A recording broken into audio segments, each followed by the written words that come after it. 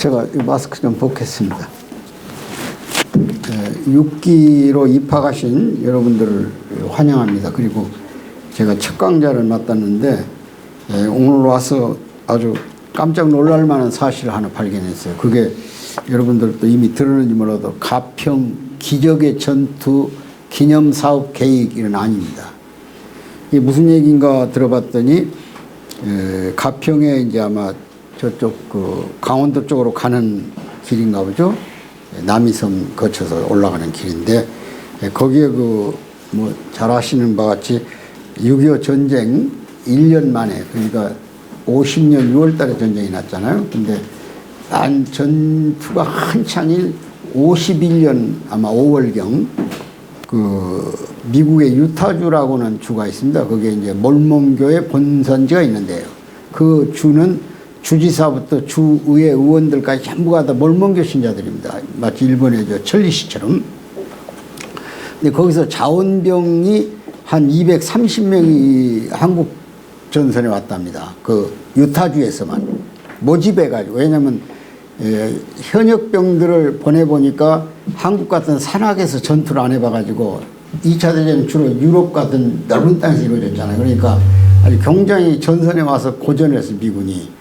뭐 제일 처음에 오산 전투에 와서 뭐 전 스미스 사단 일개 사단이 전멸하다시피 했고, 그 다음에 또 대전 전투에 또 졌고, 그래서 사기가 떨어졌는데 나중에 그 지원병 모집을 했거든요. 2차 대전에 경험 온 사람하고 자진해서 갈 사람.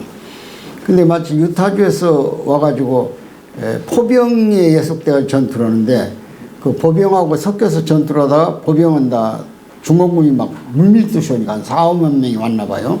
그게 다 빠져나가 버리고 포병이 중공군 약 3만 병력 240명이 싸워가지고 우리 그 유타주에서는 포병은 한 명도 전사하지 않고 다치기만 했대. 병사 하나가.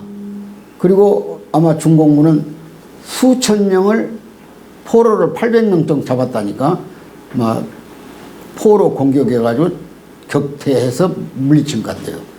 그 수도를 145 때 해가지고 그라이도 피해를 많이 봤는데 다시 그 3월달에 수복했잖아요. 그걸 지키기 위해서 아주 엄청난 그 고생을 했는데 이 전투가 굉장히 영향을 줘가지고 이게 전투가 숨겨져 있는 거야. 가평 이 전투가. 그래서 이 전투를 미국에서는 전사 기록에 기적의 전투라고 한답니다. 기적의 전투. 아마 여러분들이 그 장진호 전투란 말은 들어보신 일 있죠? 네. 저 개마공원이 있는데 장진호라는 호수가 있어요. 평안북도 장진군 그럴 겁니다. 거기가. 근데 10월 1일 날, 그러니까 50년 10월 1일 날 우리 국군이 38선을 넘었죠. 유엔군하고. 그래서 3개 군단이 평양을 공격으로 가요. 그래서 평양을 21일 날인가 이제 들어갑니다. 우리 국군이 제일 처음에 들어가고 유엔군, 미군이 들어와요. 근데 마치 북한 땅에 가서 4군데만 이제 태극기가 안 올라갔어요. 해산진, 그 다음에 그 강계, 그 다음에 저 해령, 그 다음 나진선봉. 바로 백두산고 밑에죠. 그러고는 전국토가 통일된 거예요. 그래서 이제 크리스마스는 고향에 가서 지낼 수 있다고 흥분해 있었는데 갑자기 중공군이 압록강 두만강을 건너서 밀려오는 거예요. 약 30만 명이. 근데 대부분 이 미국이나 또 유엔군들 좀 뭐 뉴질랜드라든지 칠레라든지 멕시코라든지 콜롬비아 이런 나라들이 다 더운 나라들이잖아요. 흑한에 영하 40도를 견딜 수가 없어 도저히. 우선 장비가 가동을 안 해요. 포도 안 나가지, 탱크도 움직이지 못하지, 꼬랑에 빠져버리면. 그러니까 뭐 고전을 하고 있는데 후퇴명령을 내린 거예요. 중공군은 쫓아오고. 근데 메가더가 북한에서 이제 월남을 하기 위해서 자유를 찾아서 그 지주계급이라든지 거기 이제 옛날 공무원하던 사람들은 다 적대계급이라 가지고 공산정권이 다시 들어오면 막 처형할 거 아니에요? 그러니까 이제 피난을 시켜야겠는데 막 밀려온다, 중공군이.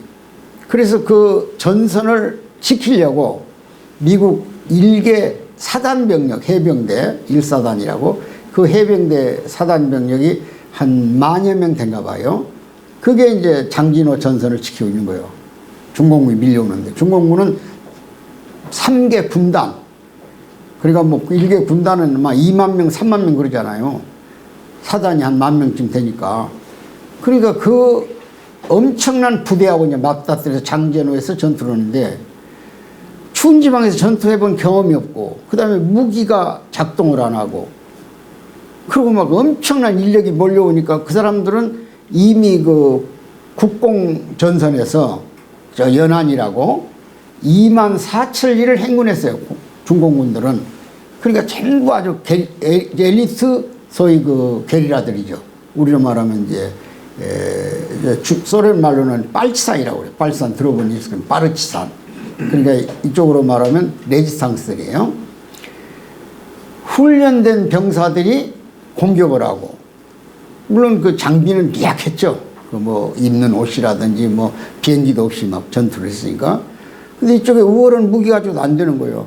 그러니까 밀려오는데 거기서 막아야 흥남 부두 철수가 가능해진다 이게. 그러니까 엄청나게 싸워서 한 15일간 싸웠는데 이 일개 사단 병력이 7,000명이 죽거나 다쳤어. 7,000명이 죽었어요. 한 1,000여 명이 다치고 그러니까 한 2,000명 남은 거예요. 1만 명 중에서. 이걸 세계 3대 격전지로 알려져 있어요. 장진호 전투에서. 그래서 미국은 그걸 전승 기념일로 새겨요. 왜냐하면 병력 한 7, 8만 명하고 부딪혀 싸워가지고 그 정도 전사내고 중공군은 죽은 사람만 2만 1,000명입니다. 장진호 전투에서. 기록상. 그러니까 얼어서 절반 안 죽었어요. 7,000명 죽은 중에서 얼어서. 그렇게 어려운 전투도 지금 세계가 기념을 하고 있어요. 아주 세계 전사에. 근데 아까 얘기 240명이 3만 병력하고 싸워가지고 이게 상상도 못할 전투가 지금 나 이거 오늘 처음 알았어요. 이런 기적의 전투가 가평에 있었다는 거. 그러니까 아마 이건 아마 우리 보훈처라든지 전쟁 기념관에 있는 전사 기록실이 있거든요. 그런 데서 정확하게 알면 아마 상당한 관광지, 소위 전쟁과 평화가 공존하는 땅 아마 가능성이 있지 않나. 제 생각은 그래요. 이런 면에서 제가 한번 적극적으로 홍보를 한번 하려고 합니다. 어떠세요? 괜찮으세요? 네. 그럼 박수 한번 치세요. 제가 지금 흥분해 있네요. 이걸 보고 처음 알았어요. 이렇게 이런 전투가 있었구나. 생각해서 포병 230명이 몇만 명, 3만 명이 넘는 중공군을 격퇴했는데 800명을 포로로 잡고 어떻게 잡았는지 난 지금 상상이나 전쟁의 전문가들이 와서 진짜 그 보고 지금 살아있는 사람 있을 거 아닙니까? 그 유타주에. 지금 살아있잖아요. 6.25 참전 용사들이 살아있는 사람 있어요. 90 넘어가지고.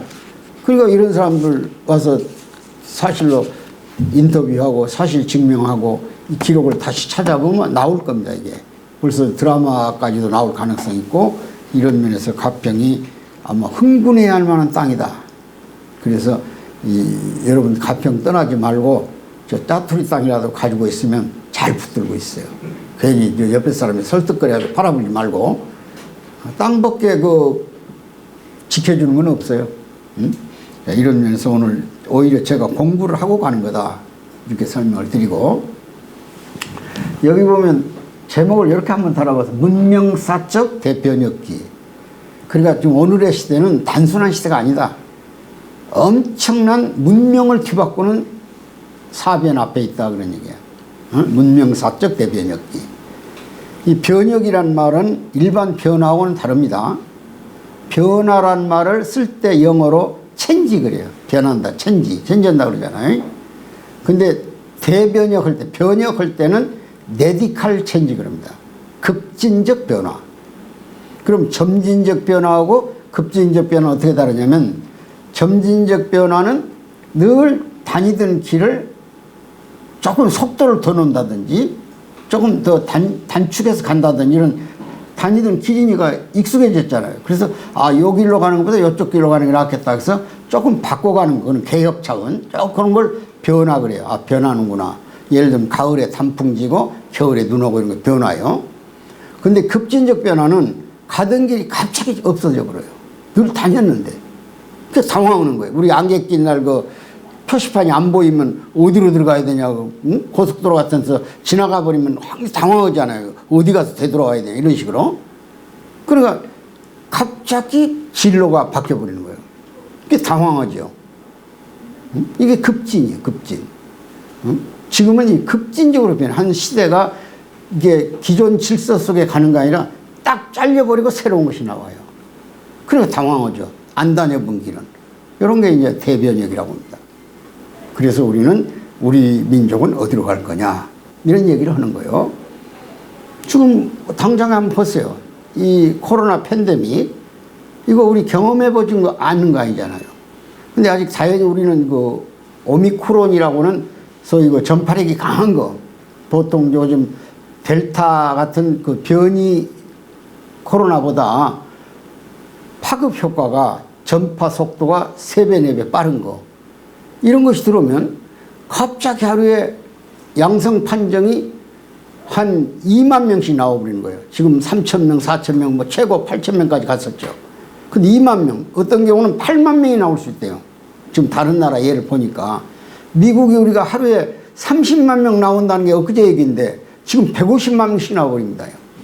뭐 프랑스, 뭐 이태리 다 그래. 지금 영국은 말할 것도 없고. 지금 이스라엘은 벌써 4차 접종에 들어갔잖아요. 이런 게 이제 대변혁이에요. 그러면 이제 의료 시스템이 어떻게 보충할 겁니까?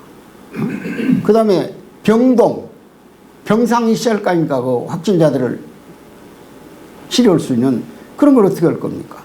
다행히 뭐 내일인가 그 치료약이 들어와 가지고 효과가 한 80% 이상 난다니까 아마 사망자는 어쩌면 좀 줄어들라고 몰라요. 왜냐하면 그 코로나가 오미크론은 좀 약하대요. 감기 우리 증세처럼 지나간대요. 건강한 사람들은. 면역 체계를 평상시에 갖고 해서 지금 우리 김치가 면역에 좋다는 게 이미 알려졌잖아요. 엄청나게 수출된대요. 다른 나라에서. 김치, 우리 김치가. 그만큼 이제 우리가 시스템, 지금 현재 방역 시스템은 안 된다 그런 얘기입니다. 이게 어떻게 대응할 거냐. 그러니까 어차피 무슨 뭐 밤 9시까지 뭐 4명 이상 모이지 마라 이런 거 통하지 않고 그냥 운명에 맡겨볼 수가 없어. 운명에 맡기는 거예요. 그냥 옛날 유럽에서 뭡니까 페스트라는 거 있었잖아요. 페스트. 15세기, 16세기경에 중세에서 유럽에 그때 유럽 인구가 한 1억 명 됐어요. 근데 3,700만 내지 4천만이 죽어버린 거예요. 그러니까 인구의 3분의 1이 죽어버렸어요.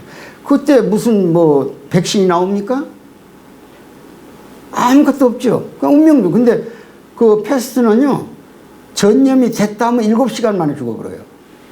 응? 기가 막힌 일 아니에요? 어머니가 젖을 먹이는데 전염이 왔어요. 새카맣게 타버리는 거예요. 젖 물리고 있는데. 그러니까 기가 막힌 거죠, 이거 아주. 응? 근데 그 패스트를 전염시키는 게 뭔지 아세요, 여러분들? 쥐벼룩이에요, 쥐벼룩. 쥐하고 벼룩. 여러분들이 옮겨요. 그러니까 이 백신약이 없으니까 어떻게 하면 쥐를 쫓을까? 그 연구하다가 바가지를 두들긴 거예요, 바가지. 깡통. 소리를 시끄럽게 하면 쥐가 도망가잖아요. 이 바가지 긁는단 말이 그때부터 나온 거야. 세균이 못 오게, 패스트균이 못 오게 바가지 두들기는 거예요. 그러니까 그 부부간에 살면서 남편 앞에 바가지 긁는 남편이 하도 말도 안 듣고 그냥 전염병처럼 달라다니니까 그냥 두들겨서 쫓는다. 우리말에 바가지 긁는단 말 있죠. 바가지 두들긴다. 그런 말이 유행할 만큼 전염이 무서웠습니다. 근데 그 전염 이후에, 패스트 이후에 뭐가 바뀌냐 그런 얘기야. 엄청난 변화가 벌었습니다. 신을 부정하게 됐다 그러니, 신을. 응? 일반적으로 생각할 때 사람들이 착한 이런 사람은 하나님이 상을 주고 악한 이런 사람은 벌 받는다. 이렇게 일반적으로 알려져 있죠. 영화도 보면 선악이 싸우지 결국은 선이 이기는 걸로. 근데 우리 어른들처럼 살다가 죄도 짓고 도둑질도 하고 거짓말도 한 사람은 벌 받아서 죽는 건 괜찮아요. 근데 어머니 젖을 물린 애가 그냥 샥하면 타버린다 이거야. 이게 신이 있다면 그럴 수 있냐 그런 얘기야. 그래서 여기서 인본주의가 나오는 거야. 아, 신을 부정해서 교황의 권위가 무너져 버린 거야. 완전히. 이게 새로운 문명이죠. 어? 그리고 이것이 결국은 유물사관을 낳고 유물론을 낳고 공산주의를 만들어내는 거예요. 그 공산주의 최고 열매가 북한에 와서 맺어져 있는 거죠. 신의 자리에 누가 앉아있어 지금? 응? 김일성 혈통이 앉아있잖아요. 김일성, 김정일, 김정은이가. 그게 신입니까? 우리 상식으로? 근데 그들은 그걸 부정할 수 없잖아요. 신. 응? 북한 사람들 요 가슴에다가, 요쪽 가슴에다가 김일성, 김정일이 배지 달고 다니는 거 봤죠, 여러분들? 응? 요걸 그 사람들 말로는 뭐라고 하냐면 초상휘장 그럽니다. 초상휘장. 배지라고 하면 큰일 나요. 저 손 잘라버리라 그럽니다. 북한에 가서, 평양 가서 배지는 왜 달고 다니시는 잘라버리라 그럽니다. 대부분. 벌떡 일어나죠. 반동은행 즉각 중재라고. 그럼 뭐라고 불러야 돼요? 그러면 초상휘장입니다. 그래요. 왜 여기다 달았을까요? 모든 인체는 잘라내도 돼요. 간이라든지 뭐 대장이라든지 뭐 신장이라든지 다 잘라냅니다. 근데 심장은 건들면 죽는 거예요. 심장. 그 심장 위에다 모시고 다니는 거예요. 초상휘장을. 절대적 신이죠. 그 말 한마디가 천벌이. 무슨 법 절차가 없어요. 자기 장성택이라고 뭐 저 김정은이의 고모부대죠. 김정일 남편이니까, 김일성이 딸의 남편이니까. 근데 그냥 건성박수 쳤다고. 조카가 어린 놈이 와서 연설하고 그러면 삼촌이 돼가지고 고모부가 돼가지고 적극박수 치기가 좀 미안하잖아요. 그러니까 그냥 건성건성 쳤다고 없애버리라고. 269가지 제목을 씹어서 기관단총으로 갈겨버립니다. 1500발. 1분에 1500발 나가는 걸 갈겨버려요. 머리채랑 남기지 말라고. 여러분 지금 기억의 생생을 김정일이 자기 아버지 죽었을 때 양쪽에 운구를 운용하고 끌고 간 그 사람 저 고급 관리들이 8명이야. 한쪽에 4명씩. 한 명도 안 남았습니다. 김용진이라고 교육부 총리는 안경 닦았다고 연설 중에. 요 안경 닦았다고 공개 처형해버렸어요. 이영기라고 참모총장은 졸았다고. 김정일 연설 때 김정은이가 이런 식으로 인간을 막 죽여버립니다. 지 맘대로 하잖아요. 가장 최근에 지난 4월 15일이 그 굉장히 중요한 날입니다. 김일성이 그 생일이죠. 4월 15일이 4.15라고. 근데 그날 김정은이가 모란봉 악단의 공연장에 왔어요. 거기 뭐 악단이 많이 있습니다. 현송월이 같은 사람이 무슨 뭐 모란봉 악단 단장도 그랬죠. 무슨 뭐 왕수천 악단, 뭐 백두산 악단 이런 악단들이 몇 개 있어요. 근데 이제 악단장이 이제 지휘로잖아요. 근데 지휘로는데 이 뭡니까 기타 말고 그 바이올린인가요? 그거 치는 친구가 약간 음을 잘못 쳤나 봐요. 그게 화합이 안 된 거예요. 오케스트라라는 게 여러 가지 악기를 통해서 소리를 묶는 거 아닙니까? 그래서 만드는 거거든요. 그러니까 인상을 쫙 찌푸리 썼는데 앞에 김정은이가 앉아 있으니까 그때는 말을 못 하다가 김정은이 나가니까 이동훈 좀 나오라고 그래서요. 이동훈 나오라고. 그 말을 김정은이가 들은 거예요. 나가다가. 그러니까 김정은이가 딱 한마디 했어요. 저 동무 안 되겠구만. 저놈 앞에, 절대자 앞에 어떻게 부하를 마음대로 휘두르 나무르냐 그런 얘기예요. 그 다음날 불러다 평양 사거리에서 총살을 시켜버렸습니다. 새 병사를 갖다 놓고 딱 눈 감겨놓고는 10발씩 한 놈이, 세 놈이 갈겨버렸어요. 바로 4월 달에. 이런 짓거리를 한다 이게 독재자가.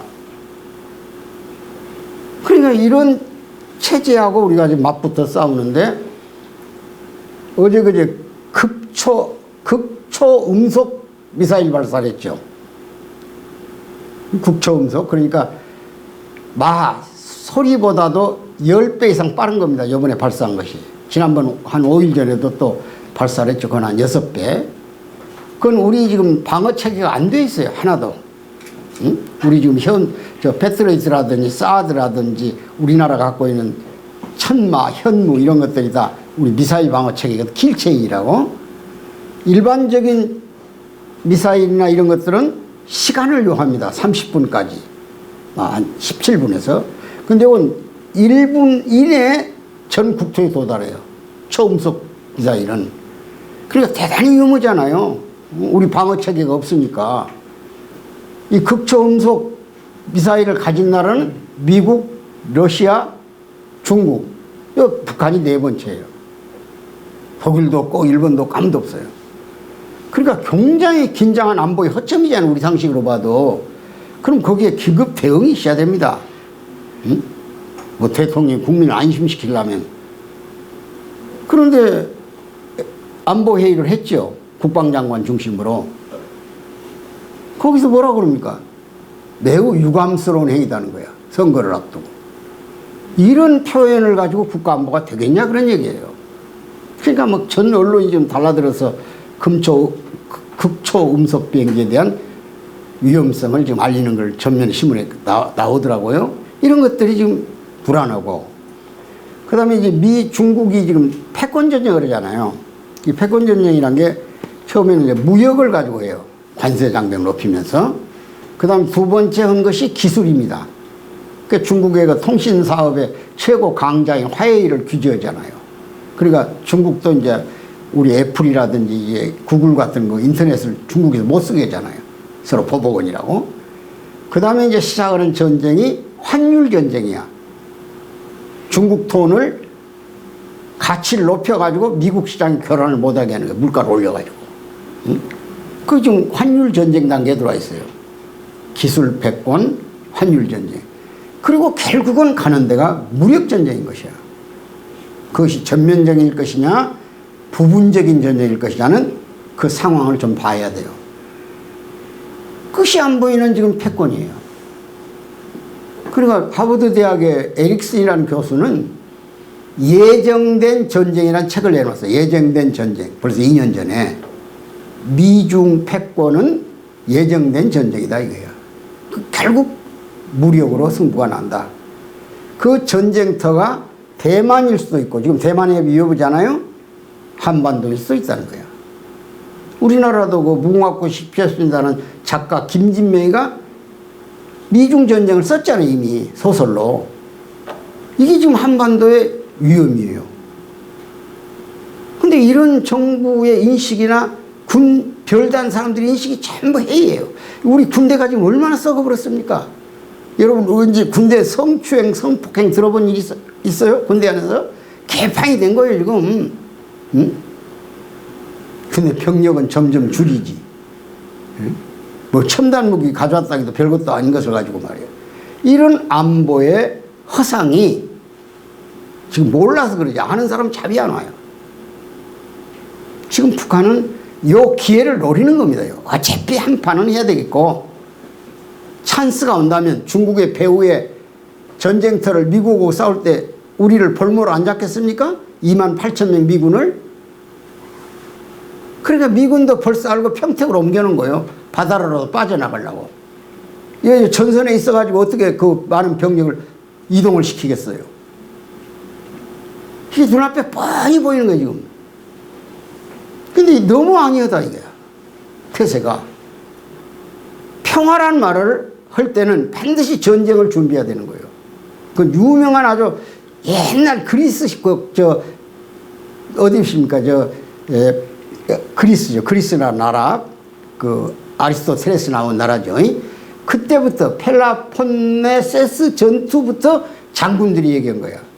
평화를 원하거든 전쟁을 준비하라고. 로마 시대부터. 근데 이런 일반적인 상황을 도의시하고 앉았다. 큰 걱정이다.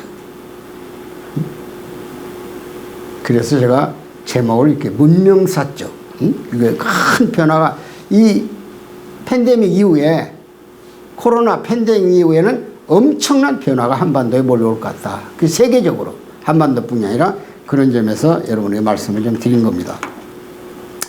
시간의 제약을 받기 때문에 간단하게 얘기를 하려고 그래요. 자, 그러면 이제 우리가 21세기에 대한 굉장한 흥분이 있었어요. 우리 전 세계가. 그런데 한 10년 넘기고 1년 넘기고 2001년 9월에 갑자기 미국의 무역센터가 부동강에 나버려요. 2개가. 쌍둥이 빌딩이. 그건 상상해냈겠어요? 그게 누가 그랬습니까? 아프가니스탄에 거주지를 갖고 있는 알카에다 조직.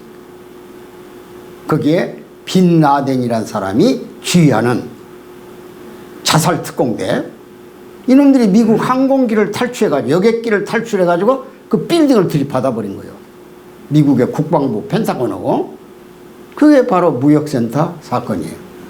현장에서 약 2,000명이 죽고 3,000명이 중경상을 입었어요. 그러니까 5,000명이 죽은 아주 미국 역사상 가장 치명스러운 정말 사건이죠. 미국 본토 안에서 미국이 싸워본 일이 없는데, 응? 월남전이 다 밖에 가 싸우잖아, 큰 나라들은. 근데 그 안에서 얻어 터졌다 이거예요. 그때가 이제 부시 정권 됩니다. 얼마나 화가 났던지 아프가니스탄에다가 제의했어요. 빈라덴을 잡아내라. 거기 본고지가 있잖아요. 알카에다 조직이. 그 이슬람 무장단체 조직입니다. 이슬람 무장단체는 한 20개가 있는데 그 중에 가장 강력한 단체가 알카에다 조직이라고 그래요. 근데 안 내놔요. 텔레반 정권이. 그래서 미국이 항공모함을 끌고 가서 아프가니스탄을 점령해버린 거예요. 그리고 20년 통치하다가 결국은 그 산악에서 고전을 하고 바이든 정부 들어오자마자 아프가니스탄을 내줘버렸잖아요. 평화협정이라는 이름으로. 그래서 다시 텔레반 정부가 들어오잖아요. 그러나 미국은 빈라덴을 외딴 집에서 정보를 찾아내가지고 저격을 해서 사살해버렸어요. 그건 다 아실 겁니다, 여러분이. 근데 제가 이 말을 왜 꺼냈냐면, 종교단체가, 어떻게, 종교처럼 평화를 원하는 단체가 없잖아요. 종교. 입열면 평화 사랑이잖아요, 종교는. 다 교회들 소속이 계시겠지만은. 근데 이슬람교도 종교단체입니다. 철저한 종교고 평화단체예요. 근데 저것들이 저런 무서운 짓을 한다 이거야. 바꿔 말하면 자기 종교를 지키기 위해서 남의 종교나 남의 나라를 무자비하게 폭격을 해도, 자살 폭탄을 해도 그게 정의가 되어버렸다 그런 얘기예요. 얼마나 삐뚤어진 정의관입니까? 진리관이고. 어? 종교가 평화를 위해서 뭘 하고 있냐 그런 얘기야. 지금 얘기는. 그런 무장단체가 만들어가지고 IS라 그러는 거야. IS. 이스라엘의 새로운 독립국가를 마우겠다 그런 얘기입니다. 그럼 여러분, 이슬람교는 모슬렘이라고 합니다. 이슬람교는 교주가 혹시 누군지 아십니까? 교주. 누구죠? 마호메트죠. 마호메트. 마호메트가 누굽니까? 기독교 역사는 아담으로부터 출발해가지고 아브람이라는 지도자가 하나 나와요. 2000년 만에. 그 아브람이 100살 되더라까지 아들이 없어요. 아들이. 그래서 그 처가 남편이 걱정을 하니까 대안을 내놨어요. 나는 100살이나 됐으니까 임신을 못하지만 바로 내 몸종으로 있는 여인이 아랍계 여인인데 여인이 한 20살밖에 안 됐으니까 당신이 그 여인과 동침을 해라. 그래서 아들을 낳으면 내가 그 아들을 내 앞에 입적을 시켜서 대를 이어가자. 이렇게 합의가 된 거예요. 부부간에. 그래서 거기서 동침을 해가지고 아들을 하나 낳아요. 그게 지금 마호메트의 할아버지 되는 이스마일이라는 사람. 이스마일. 응? 이스마일. 그러니까 그 본처가 그 후처를 통해서 아들을 낳아서 자기한테 입적을 시켜서 대를 이으려고 그랬는데 딱 아들을 낳더니 남편 아브라함을 붙들고 내 아들 못 내놓는다 이거야. 내 아들이다 이거야. 그래 갈등이 심해지니까 그 아브라함 본처가 하늘 앞에 매달려요. 내가 늦었지만 아들을 하나 달라고. 그러니까 또 하늘이 음성이 들려와요. 열심히 해봐라 이거야. 그래서 동침을 해가지고 아들을 낳은 것이 이삭이야. 이복 형제죠. 이삭. 본처의 아들이 난 이삭. 종의 몸에서 나온 이스마엘. 두 형제. 그 이제 본처가 아들을 낳으니까 이삭을 낳으니까 큰 소리 빵빵 치고 이제 기가 살았죠. 그래서 몸종 여인을 학대하는 거예요. 그래서 아브라함을 붙들고 내가 도저히 이 집에서 못 사니까 나한테 말 한마디 하고 물통하고 먹는 소금 좀 달라고 해서 말에다 싣고 떠나가지고 사우디아라비아로 가요. 메카라고. 거기서 후손을 퍼뜨려가지고 한 600년 만에 예수보다 600년 후에 마호메트가 나오는 거예요. 그러니까 한 형제간이에요. 이복 형제간. 어? 근데 이 사람들이 교리를 전파하면서 결국 예루살렘이라는 성지는 다 성지라고 그래. 자기 기독교도 성지라고 그러고 이 사람들도 거기 성지라고 그런다. 어? 마호메트도 거기서 천사장으로부터 계시를 받았다는 거예요. 그래 그거 탈환하겠다고 14세기에 13세기, 12세기 말에 전쟁을 시작합니다. 그것이 십자군 전쟁이야. 약 200년을 싸우는 거야. 200년. 7번 원정하면서 을씨를 말려버렸어. 그냥 동네에서 해교 신작 하나 나왔다 그 동네를 싹 불질러버려요. 옛날 우리 지리산 토벌하고 제주도 학살 같은 그런 현상이 벌어지는 거예요. 어? 또 기독교인이 나왔다면 그 동네를 다 쓸어버려요. 씨를 말려버린다니. 그런 전쟁을 혹독한 전쟁을 한다니까 종교가. 어? 엄청난 거잖아요. 십자군 전쟁 다 교과서에서 공부했잖아요. 그리고 17, 18세기에 있었던 장미전쟁. 프랑스는 신교 국가고 또 영국은 성공회 국가입니다. 성공회 국가. 천주교 국가가 조금 갈라져서 소위 그 요즘 구세군 남비 두들기는 그 성공회라는 교회가 있어요. 그 교파가 이제 국민의 절대 다수를 차지하고 권력에 등장하니까 여기 종교전쟁 80년을 싸워요. 영국, 프랑스가. 그러니까 역사상에 많은 전쟁이 있어요. 근데 전쟁이 왜 일어나냐면 첫째는 인종이 달라설 수가 있어요. 인종, 종교. 두 번째는 자원, 물을 뺏는다든지 뭐 이런 것, 그 좋은 땅을 거기서 땅 뺏겨서 싸움을 한다 이거야. 세 번째는 사람 때문에 싸워요. 1차 대전처럼. 이런 여러 형태의 전쟁이 있거든요. 근데 가장 무서운 전쟁이 종교전쟁입니다. 그러니까 2차 대전이 끝나자마자 이제 종교 문제를 이제 해결하기 위해서 유엔이 등장해요. 처음에는 국제연맹이 있었잖아요. 근데 그걸 발전시킨 거예요. 그래서 국제연합이 나오고 유엔이야. 어? 그래가지고 유엔이 처음에 제네바에서 창설했잖아요. 그래서 유엔 뉴욕으로 본부를 옮기죠. 그래서 지금도 제네바에는 제1사무소가 있어요. 뉴욕이 이제 제2사무소야. 근데 제3사무소는 케냐의 나이로비라는 데 있고 또 오스트리아 빈에도 하나 있어요. 그러니까 4개가 있는 거예요. 그래서 아까 우리 교장 선생님이 5사무국은 분단 현장, 전쟁이 날 위험이 가장 많은 한반도 유처자 이렇게 말씀을 드렸던 거예요. 왜냐하면 평화를 위해서 생긴 기구니까 다행히 전쟁이 날 위험성 있는 곳에 있어야 할 거 아니에요. 왜 아시아가 유엔 회원국이 아시아에만 아마 50개국이 될 겁니다. 49개국 50개국. 인구가 45억이에요. 76억 중에. 그런데 아시아에서 분쟁이 날 위험이 가장 높아요. 근데 여기 안 와 있다 이거야. 그런데 우리 정부가 그 유엔 사무국 하나를 운영하려면 우리 한국 돈으로 1조 정도 들어요. 1년에 1조. 어? 아 1조 그거 별거 있어요. 지금 대장동 화천대유에서 먹은 것이 1조가 다 되잖아요. 이거. 주택개발지에서. 그 돈 가지고 유엔 5사무국을 운영하고 DMZ 안에다 만들 거나요.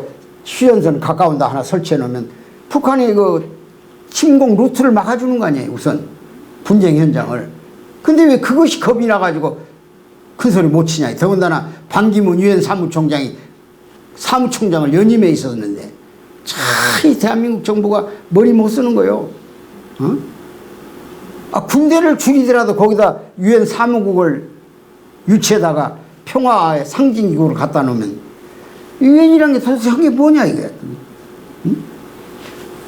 종교 때문에 전쟁이 제일 많이 일어나는데 종교 문제를 다루는 분과가 유엔 안에 없다 그런 얘기야.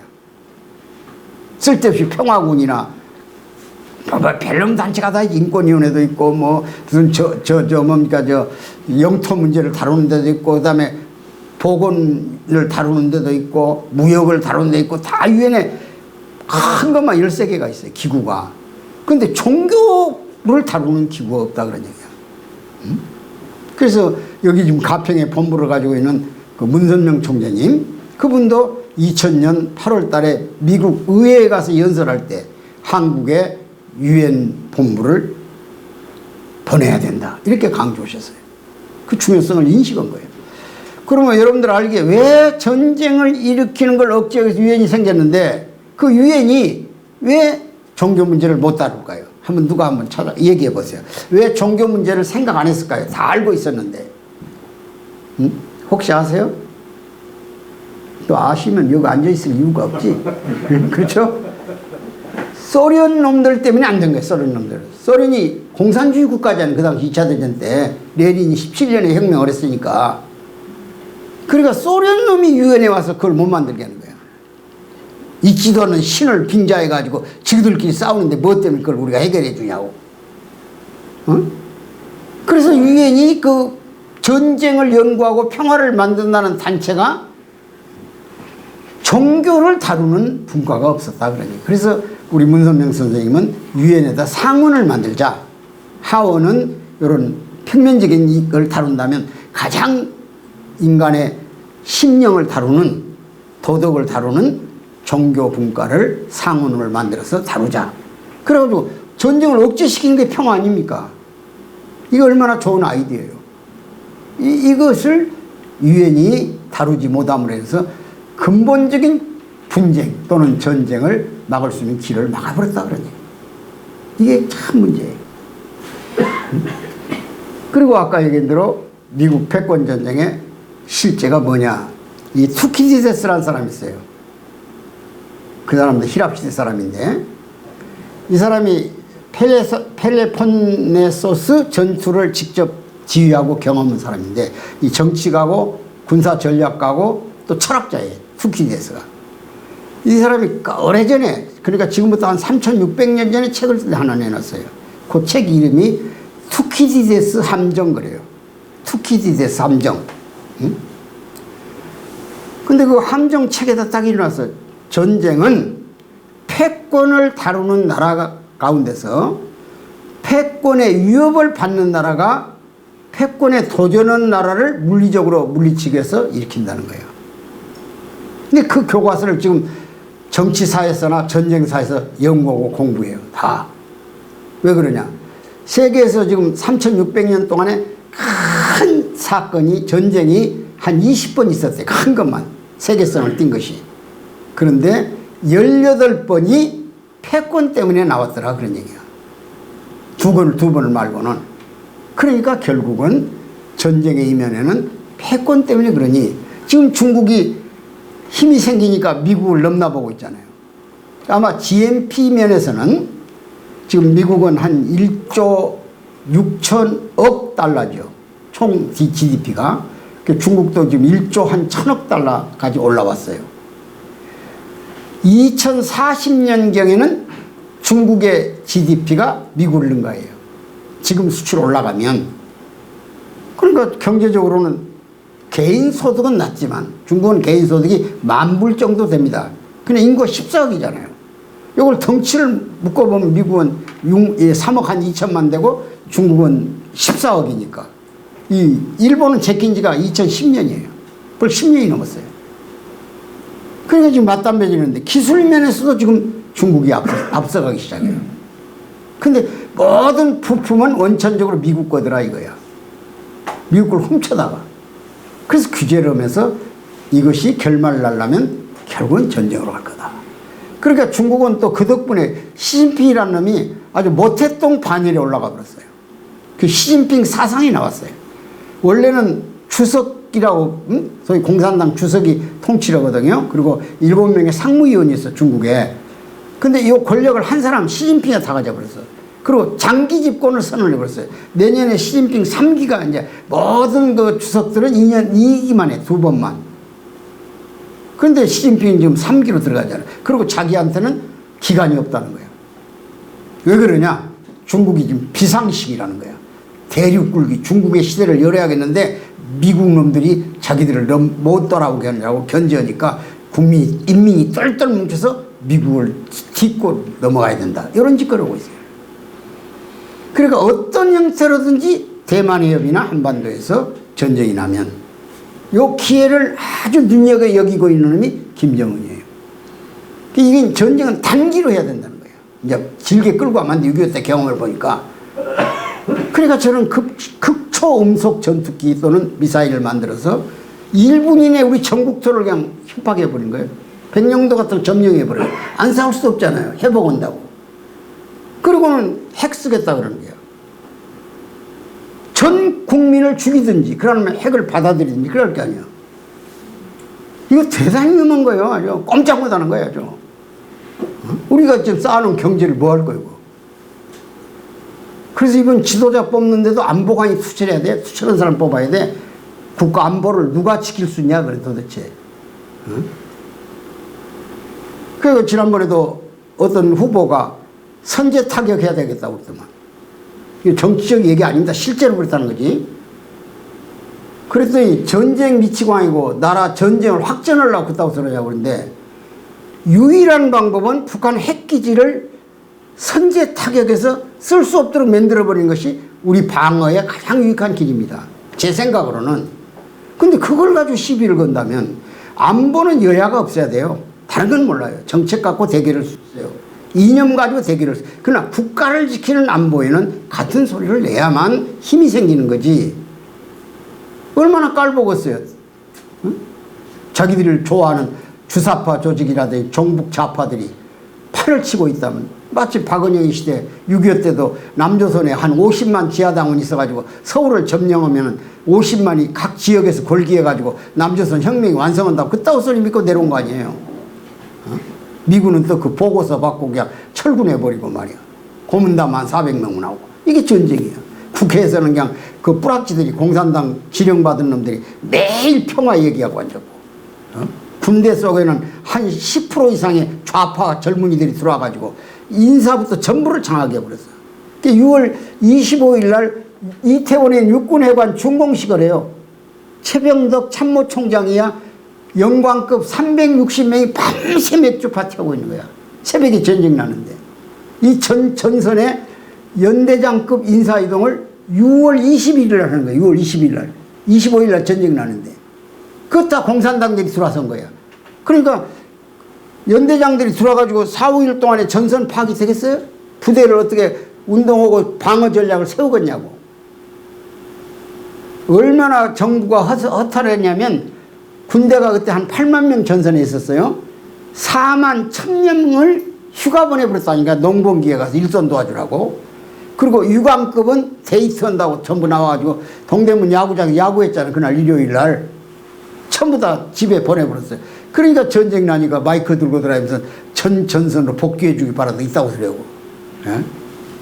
세상에 국무위원들이 경무대 아니 그때는 경무대 지금은 청와대 그러지만 아침 새벽 4시에 전쟁이 났는데 오후 2시에 장관들이 모이는 거예요. 핸드폰도 없었지만 그때는. 어디로 다 쉬러 가불고. 그런데 이승만 대통령이 국무회의 이러는데 북한 폭격기가 와서 경무대를 폭격해버렸어요. 그래서 지하로 들어간 거예요. 여의도에 전투기 연습기라고 연례되어 있는 거 그냥 쪼르르 폭격당해버리고. 그러니까 최병덕이하고 신성모가 대통령 앞에 체면이 안 쓰잖아요. 그러니까 각하 저희들이 전선에 가서 상황을 보고. 왜냐하면 북진을 하고 있다는데 계속 공격을 받으니까. 그래서 보고하겠습니다. 그래서 보니까 의정부 전선이 벌써 뚫어졌어. 상계동이 위험해. 거기서 처음으로 국방부 장관, 육군 참모총장이 탱크를 본 거예요. 탱크. 우린 탱크 한 대도 없었으니까 장갑차밖에. 근데 이놈은 탱크인 줄을 몰랐어. 그래서 경무대에 와가지고 저녁 8시에 도착해가지고 카카 괴물 때문에 안 되겠습니다. 그런 거야. 괴물. 탱크 이름을 모르니까 괴물. 그러니까 이 박사가 경련이 일어나가지고 무슨 괴물인데 그러니까 괴물에서 용가리 불이 나온다는 거야. 용가리 불. 용이 불 뿜는 거. 쾅 하고 나오면 분대병력이 사라져 버린다는 거야. 하나에. 그러니까 계속 밀리죠. 이게 우리 경무대 일지에 기록되어 있습니다. 얼마나 창피합니까? 탱크를 몰라가지고 괴물이라고 써놨다니까. 그러니까 6.25는 전혀 방어할 만한 능력이 없었습니다. 어지금은 우리 이승만 대통령이 메가드한테다 우리 군수 통수권을 줘버렸겠어. 응? 자, 조직 안에는 공산당이 도처에 들어앉았고, 여수순건 순천 사건이 뭐요? 김지혜 이 일당들이 여수로 제주도에 가서 수습으로 보내려고 그랬더니 거기서 거부해가지고 거기서 반란 일으킨 거 아니요. 근데 이제 좌파 정권들은 지금 전부 다 그걸 아주 성역처럼 생각해가지고 거기 그때 희생당한 사람들을 국가가 보상해야 된다 해서 시의회가 다 통과시켰더만. 그러니까 인천은 또 상륙작전하다가 피해 많이 봤을 거 아니요. 팔미도까지 와서 막 인천 시내를 포격했으니까 인천시가 또 그거 통과시켰더만. 보상받아야 돼, 인천도. 어? 이러면 이제 조금 있으면 이제 6.25 전쟁 이제 죽은 사람 다 보상해라고 할까. 피난 가다 돈 들었다고. 조금 더 올라가면 임진왜란 때까지 돈 받기 있어, 우리나라가. 이 나라 망하는 거, 이거. 역사 속에서 그런 전쟁을 통해서 피해받은 사람은 다 억울하지만 묻혀가고. 그러면서 또 발전해가고 그런 거지. 그걸 하나하나 뒤적거려서 국가가 전 보상해야 된다면. 어? 기가 막힌 나라입니다, 이 나라가. 광주 사태 같은 것은 거기 민주화 운동했다고 해가지고 서울에 있는 놈이 특혜 받아가지고 돈 다 묶었잖아. 8천만 원씩 말이야. 있을 수 있니, 이거? 지난번에 무슨 세월호, 솔직히 말해서 우리끼리 얘기지만 피해본 사람 미안합니다. 수학여행 가다가 해양 사고 난 거예요. 교통사고처럼. 근데 이걸 8억, 9억씩을 주고도 특혜가 262가지인가 돼요. 뭐 서울대학 입학할 때 10점을 더 올려줘라. 어디 버스 타고 갈 때는 교통비를 절반만 내라. 별놈 게 다 있더라고요. 특별법 만들어가지고 그걸 물어본 놈도 법에 걸리게 생겼잖아요. 물어보면. 그러니까 명단이 안 나오잖아요. 왜? 광주 사태가 있으면 광주서 가서 체류탄을 던진데 맞서 싸웠다 이런 사람은 피해자 보상을 받아야 되죠. 근데 서울에서 멀쩡히 돌아다니는 놈이 보상받고 있다니까요. 내가 이름은 여기서 안 얘기했지만은 이게 참 개판인 나라입니다. 쉽게 말하면. 이게 우리가 나이가 내가 80이 됐어도 분통이 터지는 거야. 이 나라를 보고. 이래 가지고 되겠냐. 나라의 안보에 관한 한 우리가 정말 같이 가야 됩니다. 나라가 없으면 죽을 자리가 없어요. 나라가 없으면 죽을 자리가 없다니까요. 여기는 김씨 이씨끼리 다투죠. 서로 동네끼리. 비행기 타고 외국에 한번 가보세요. 프롬 히어 어디서 왔냐부터 물어봐요. 김씨도 안 물어보고 전라도 경상도도 안 물어봅니다. 어느 나라 사람이야. 내셔널리티 국적이 어디냐. 이것만 딱 물어보는 거예요. 그러니까 외국에 가면 애국자 된단 말이 그래서 나오는 거예요. 응? 저 중동 같은 데 가면 비행기 자리는 지금 나라 사람이 먼저 타고 외국인은 제일 끝에 타거나 없으면 안 줘버리는 거예요. 비행기표를. 그 자존심 때문에. 우리나라도 애국심이 대단히 많은 나라입니다. 근데 어쩌다가 이렇게 되는지 나라가 모르겠어 나는. 열통이 터지는 거예요. 이런 면에서 우리가 참 미래가 어떤 세상으로 바뀔 것인가를 걱정하지 않을 수 없다 그런 얘기죠. 아까 얘기한 대로 지금 중세 패스트 얘기했죠. 우리가 이제 하나만 더 얘기하면 3.1운동이 1919년에 일어나잖아요. 바로 그 직전에 1918년에 스페인 독감이란 말 들어봤죠. 스페인 독감이 유행을 합니다. 그때도 약 3천만 명이 지구촌에 죽었어요. 독감 때문에. 그때는 백신 개발이 더, 지금은 백신을 빨리 만들어내잖아요. 그러니까 아주 일제시대 아니야. 18년이. 10년부터 우리 국권이 완전히 넘어가 버렸으니까. 5년에 한일 합방 당하고.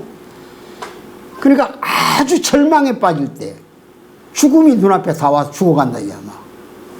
이때 국민들 마음은 죽을 때 죽어도 명분이 있다면 한번 해보겠다 해서 저 백두산 밑에 해산전에 서귀포까지 일시에 3.1운동이 일어나는 거예요.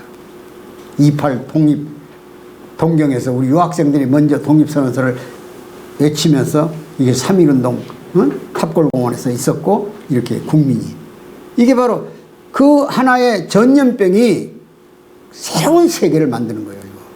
그래서 이 코로나 이후에 새로운 시대를 우리가 어떻게 맞이할 것인가 이런 면에서 대단히 우리가 마음을 모아야 할 시대에 들어와 있다. 그러면 왜 이런 충격적인 일들이 벌어지고 있는가? 지금 우리 앞에 놓인 것이 가장 전체적인 지구촌 전체를 볼 때는 기후변화입니다. 탄소를 많이 배출하니까 마음대로 화석연료를 쓴다 이거예요. 크게 석탄 발전소부터. 그러니까 지구가 더워져 버렸어요. 한계를 벗어나가지고. 시킬 공간이 없어요. 편하긴 하죠. 전기 많이 나오지. 다 분명히 편하잖아요. 먹는 게 전부 다 쓰레기가 뭐예요?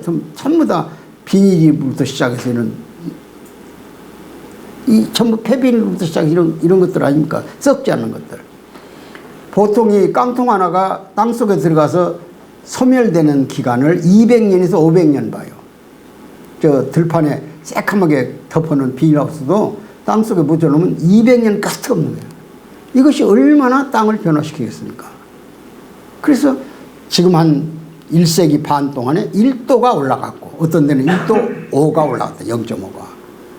그 요 추세대로 보면 앞으로 80년 후에 대한민국에는 소나무를 못 봅니다. 이 소나무 더운 지방에 있던가요? 베트남 이런 데 가면 기형적인 게 몇 개 있지? 우리 소나무 얼마나 아름답습니까? 이게 못 보는 거예요. 지금 제주도에 뭐 감귤이나 이런 거 다 육지에 올라왔습니다. 거제도부터 다 저 고흥 일대 남쪽에 다 올라왔고. 지금 이제 대구 사과가 강원도 영월 정선 다 올라왔잖아요. 자꾸 이제 시원한 데로 올라오는 추운 데로. 이런 변화를 어떻게 대처할 것인가. 그래서 기후협약이라는 걸 맺었잖아요. 우리가 흔히 말하는 탄소 중립 그런 말을 써요. 탄소를 줄이자. 탄소를 제로화하자는 말이 중립이란 말로 표현되는 거예요. 근데 지구촌에서 탄소를 제일 배출이 많이 나는 나라가 중국, 러시아, 미국 이런 나라들입니다. 큰 나라들이 제일 많이 배출해. 카나다는 좀 덜하고. 브라질 같은 데는 아마존강이 있고 그러니까 좀 덜해요. 세계의 탄소 총량을 2008년에 조사해 보니까 한 69만 톤쯤 돼요. 그 중에 미국 한 나라가 69억 톤. 16억 톤을 미국 한 나라가 배출하는 거예요. 그래서 트럼프라는 놈이 기후협약에서 빠져버린 거예요. 부담이 커지니까. 그러니까 우리도 이제는 스스로 전략을 안 하면 폐기를 쓸 때 비닐 같은 걸 줄이고 이렇게 안 하면 결국은 탄소 시장을 만들어요. 각 지구촌이 전부 나라마다 탄소 배출량을 배정해요. 우리나라 같은 데는 4억 톤쯤 배출했다고. 아니, 4천만 톤쯤. 그러면 그걸 이제 국민 한 사람 앞에 배출하는 거예요. 우리 쓰레기 종량제처럼. 그러면 내가 이제 우리 집이 한 300톤을 배출 받았습니다. 1년에 전략을 해보니까 우리는 한 200톤 정도 쓰고 나머지 100톤이 남으면 그걸 갖다 파는 거예요. 많이 쓴 집에다. 이걸 탄소 시장이라고 그래요. 나라별로도. 나라가 이제 탄소를 많이 산소를 생산하는 나라, 이런 나라들은 이제 산림이 우거졌거나 이런 바다가 끼거나 그러면 탄소가 덜 하겠죠? 이런 나라들은 이제 국제적으로 돈을 받아가고 더 나무를 심어서 소위 소비를 많이 시켜라. 탄소를 중립시켜라. 그 다음에 우리처럼 우리나라 전력의 37%가 석탄이에요. 그러면 가장 탄소를 덜 내놓는 전력은 원자력입니다. 원자력이 돈도 덜 들고 제일 기후변화에 영향이 적어요. 근데 원자력을 탈원전해 버렸잖아요. 지금 다른 나라들은 좀 원전으로 다 가요. 유럽도 다시 가고. 한동안 그런 바람이 불었어요. 왜냐하면 더군다나 일본의 동북지방에서 그 쓰나미가 와가지고 원자력 발전소가 그냥 박살나 버렸잖아요. 이것 때문에 충격받아서 일본도 탈원전 한다고 그랬어요. 그 영향으로 우리나라 문재인 대통령도 선거 공약에 넣은 거예요. 탈원전이라는 말을. 근데 그러고 나서 지금 울진에 있는 1호기 그거 좀 중단시켜버렸죠. 새로 짓는 거 중단시켜버렸죠. 그래서 지금 현재 정상 가동을 못하고 있는 원자력 발전소가 26개 가운데 4개입니다. 4개가 멈춰버렸어요. 그렇기 때문에 한전이 부채만 1조가 넘는 돈을 부채로 안고 있는 거예요. 전력 생산에서. 그러면 이제 어차피 우리가 37%를 생산하는 화력을 없애야만 탄소 중립으로 갈 거 아니에요. 근데 그거 없으면 전력이 안 돼요. 지금 만땅에 와 있거든요. 이러면 산업이 가동을 못 합니다. 이게 드레마에 빠져버린 거예요. 근데 말로는 우리나라도 탄소 중립을 2040년, 50년까지 하겠다고 흔들이 땅땅 치고 있어요. 아예 중국은 그 날짜를 안 정해. 우리 자신 없는 소리 안 한다고. 그러니까 정치적인 선언을 해놓고 수습 못 하는 거예요. 이런 문제가 어떻게 할 것인가. 응? 그 다음에 이제 두 번째가 소위 그것을 뒷받침하기 위해서 자원을 이제 바꾸는 거예요. 자원을 바꿔 말하면 아까 석탄 화력을 무슨 뭐 재생에너지죠. 신생에너지라든지 아까 원자력으로 바꾸고 이런 식으로. 그 지금 자동차가 대세가 이제 전기차고 조금 더 가면 수소차가 아마 그 대중을 이룰 겁니다. 지금 수소산업이 제일 발전한 나라가 중국이고 우리가 뒤따라가는 거예요. 상당히 우리도 수준이 올라졌어요. 그렇게 해서 대체 에너지를 그러면 이제 미국 같은 나라가 휘청거리는 거죠. 왜? 미국이 세일가스를 개발했잖아요. 한 20년 전에. 그걸 몇 년간 쓸 수 있는 거냐면 미국만 쓸 때는 200년을 써요. 그러니까 큰 소리 치는 거예요. 석유를 수입 안 하니까 미국이. 근데 석유 산업이 줄어드는 거예요. 이제는. 수소하고 전기로 가버리니까. 그러니까 이 압력을 넣는 거야. 그 산업을 중지시키려고. 근데 중국이 그걸 알고 먼저 선수를 쳐버린 거예요. 지금 중국은 자동차가 시골에 가도 수소차입니다. 우리보다 그런 부분에서 훨씬 앞섰어요. 대부분 전기차고. 이 가스차가 없어요, 이제 거의. 이런 것들로 이제 시대가 바뀌는 거예요. 그러니까 소재가, 에너지를 만들어내는 소재가 바뀐다. 그런 관심을 가져서 앞으로 모든 공장이 그런 쪽으로 방향을 바꿀 수밖에 없어요. 이게 이제 이름하여 4차 산업이라고 그러잖아요. 그 6차 산업이 농촌에서 그냥 원산지에서 과일을 따다 파는 것보다 그걸 가공해가지고 파니까 소득이 많이 올랐듯이.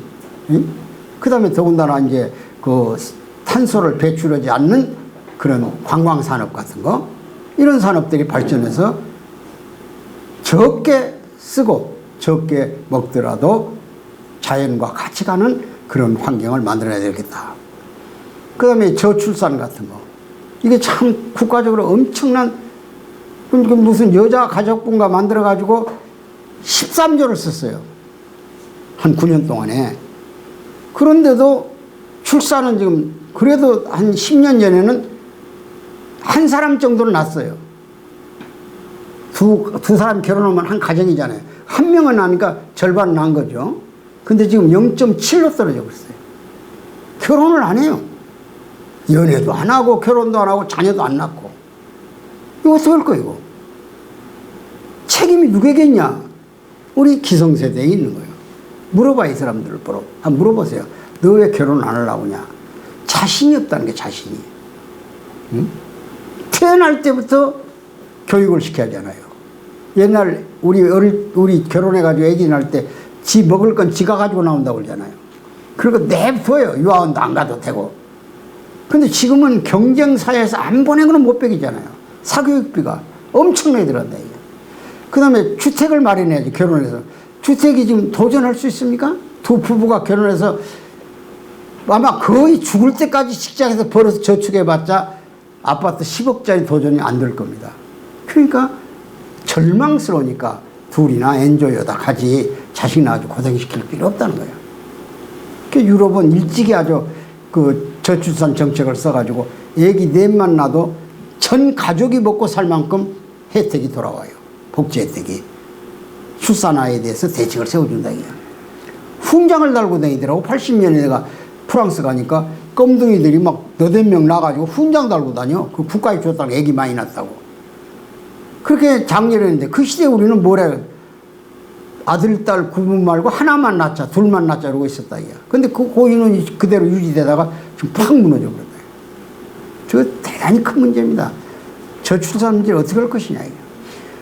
작년부터 우리가 생산 인구가 소비 인구를 못 따라가요.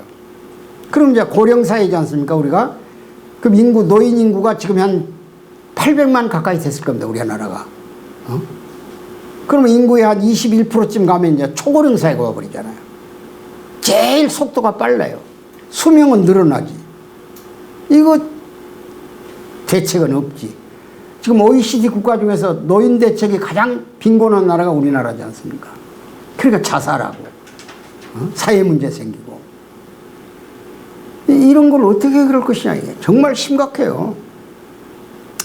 그래서 이런 부분에 대해서 우리가 이제 노동력이 점차 안 들어가는 산업으로 바꿀 수밖에 없고, 앞으로 로봇 산업, 인공지능 산업, 그다음 플랫폼 산업, 빅데이터 산업, 사물 인터넷 산업, 이런 것들이 이제 주역을 이루겠죠. 그래서 지금 한 26만 가지 업종이 사라진답니다. 260만 가지 산업이. 이제 공장에서 일꾼을 안 뽑아요. 전부 다 인공지능화 해버리니까.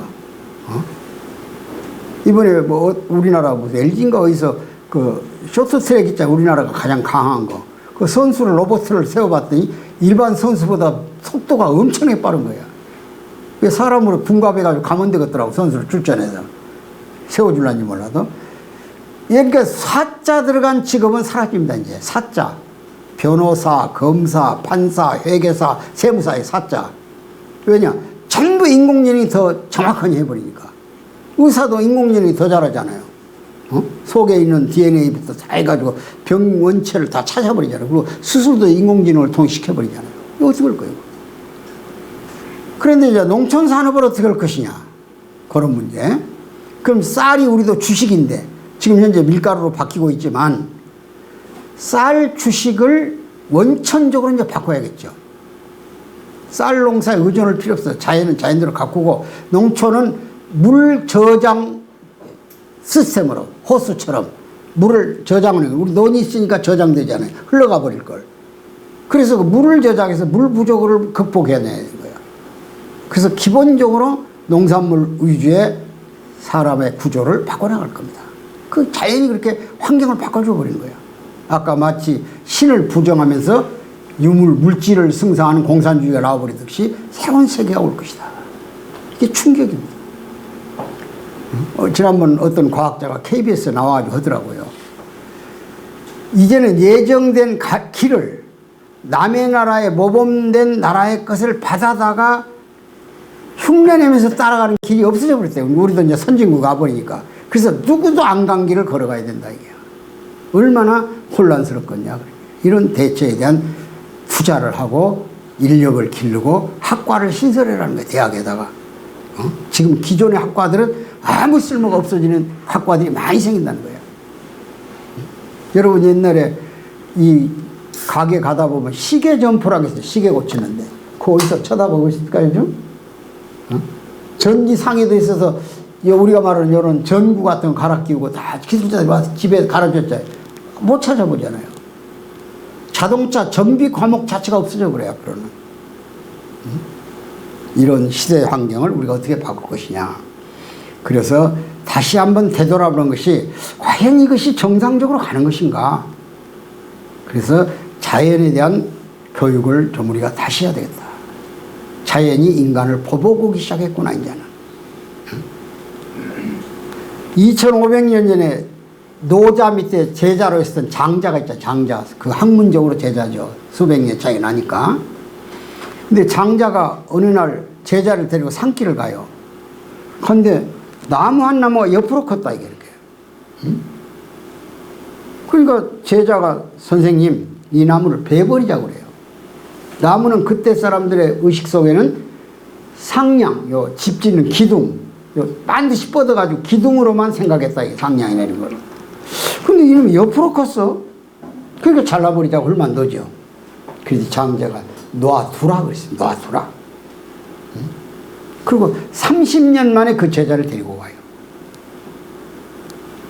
그랬더니 그 나무가 엄청나게 가지고 그늘을 만들었어요. 옆으로 크니까. 근데 농부가 일하다가 거기다 멍석을 까놓고 막걸리 한 잔 먹고 자고 있다 이게. 이 나무는 기둥으로서의 제목이 아니고 농민에게 그늘을 제공해서 옆으로 큰 거다. 다 쓸모가 있지 않냐. 그 말 속에서 나온 말이 무용 대용 이론이야. 쓸모없는 놈이 크게 쓰인다. 응? 여러분 혹시 삐뚤어진 나무가 못생긴 나무가 선산을 시킨다 그런 말 들어본 적 있죠?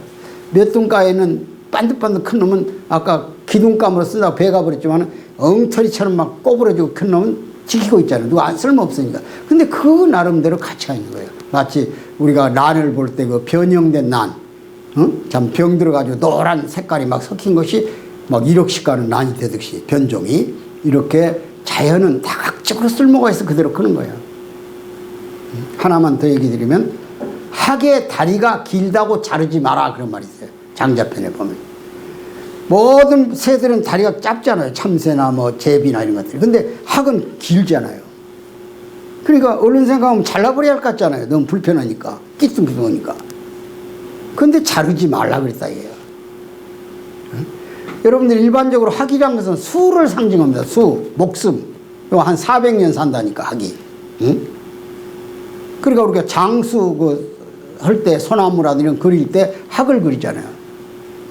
근데 자기 목숨을 한 400년쯤 유지하려면 아무렇거나 논두렁에 있는 미꾸라지 같은 거 잡아먹어서 견디겠습니까? 농약 묻은 거 먹어버리면 끝이지.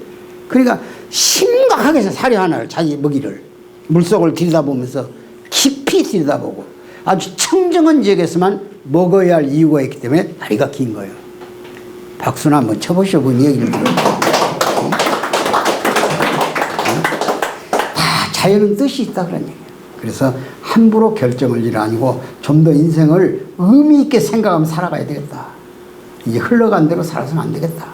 이런 총체적인 위기에 우리가 봉착해 있습니다. 얼마나 많이 개발해 버렸습니까? 5.16 혁명 나고 깡패들을 잡아다가 지리산을 도로를 놉니다. 남은 뱀사골에서 화암사까지 가는데 주먹밥을 쥐고 털매신을 덩어리다 짊어지고 이틀을 가야 돼 걸어서. 그걸 3시간에 돌파하도록 도로를 놔버렸다 이게. 얼마나 문명이 발달했습니까? 얼마나 편해. 소양호 같은 거 막 댐 막아가지고. 근데 그것이 엄청난 충격을 줘버린 거예요.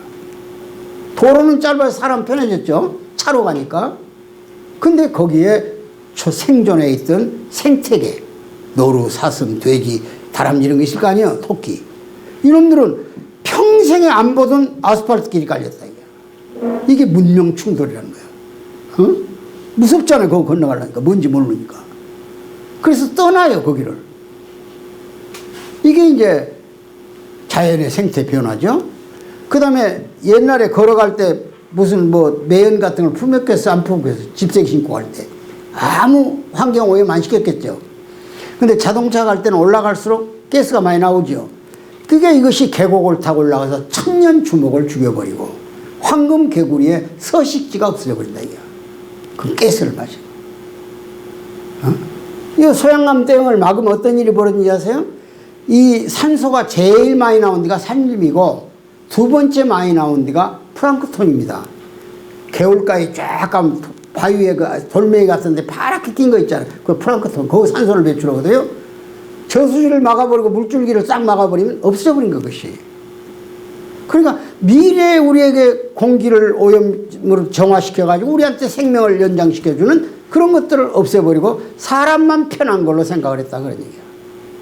이렇게 이제 함부로 개발하지 말자. 조금만 생각을 하자. 이것이 인간에게 주는 자연의 충격입니다. 복수. 그러니까 그 옛날 2500년 사람이 옆으로 큰 나무를 자르지 마라. 학의 다리가 길어야 할 만한 이유가 있다. 얼마나 의미 있는 게 무의자연 철학. 그래서 그때 노자 장자의 사상의 핵심은 뭡니까? 자연 철학 중에서 가장 중요한 물의 원리입니다. 물에서 진리를 찾아라. 물은 높은 데서 낮은 데로 흐른다. 어느 곳 하나도 채우지 않고는 안 간다. 계속 흐름으로써 생명이 유지된다. 썩지 않고. 그리고 그것이 있음으로써 생명이 있다. 이런 교훈을 물이 가르쳐 주잖아요. 그래서 상선약수, 항상 물의 진리를 보면서 자연의 이치를 깨달은 사람을 뭐라고 했냐? 성인이라고, 성인. 그랬더니 공자, 맹자가 나와가지고 좀 더 깊이 들어가 보자. 자연 속에서라도 그대로 있다가는 사람 노릇 못하니까 거기 뭐 삼강오륜이 있고 인의예지가 있고 그런 걸 가르쳐주면서 사람은 교육을 통해서 사람이 된다. 이런 걸 복합적으로 동양철학의 하나의 골격을 만들어줬던 거예요. 상당히 귀여운 거 크잖아요, 그 사람들. 지금 옛날 책이라 해서 무시하면 안 됩니다. 며칠 전에 중앙일보를 봤더니 김석진이라는 분이 인터뷰를 했더라고요. 김석진. 여러분 김석진 누군지 모르죠? 처음 듣죠, 김석진?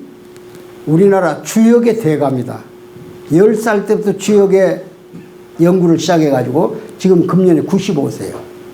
그 영감이 중앙일보고 인터뷰를 했더라고요.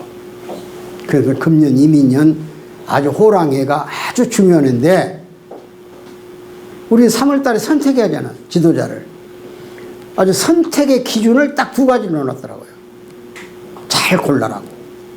어느 당에 누구다 그러면 안 했는데 하나는 소인을 고를 거냐, 소인. 소인배라고 그러잖아요. 하나는 대인을 뽑을 것이냐. 그러면서 소인과 대인의 차이는 대인을 우리는 군자라고 한다. 성인 군자 그러잖아요. 군자라고 한다. 그러니까 노자, 장자는 성인을 최고의 사람같이 두었고 공자, 맹자는 군자를 가장 성인의 경지에 둔 겁니다. 성인 군자 그러잖아요. 그러니까 소인은 일반 사람이고 군자는 좀 폭이 큰 사람이야. 나라를 통합시키고 통일 제대를 이끌 것이고 우리나라의 법치를 제대로 자리 잡을 사람이다. 그럼 소인은 뭐고 군자는 뭐냐, 대인은 뭐냐인데 딱 이렇게 설명해놨어. 소인은 말이 많다는 거야. 그리고 생각 없이 버텨버려. 그리고 돌아가서는 딴소리를 또 해야 된다는 거야. 근데 군자는 말과 마음이 함께 움직이기 때문에 깊은 생각을 하고 말은 좀 더덕거리더라도 자기 생각을 함부로 내놓을 때는 반드시 마음을 내놓고 소인은 말만 잘하지 마음을 안 연다는 거예요.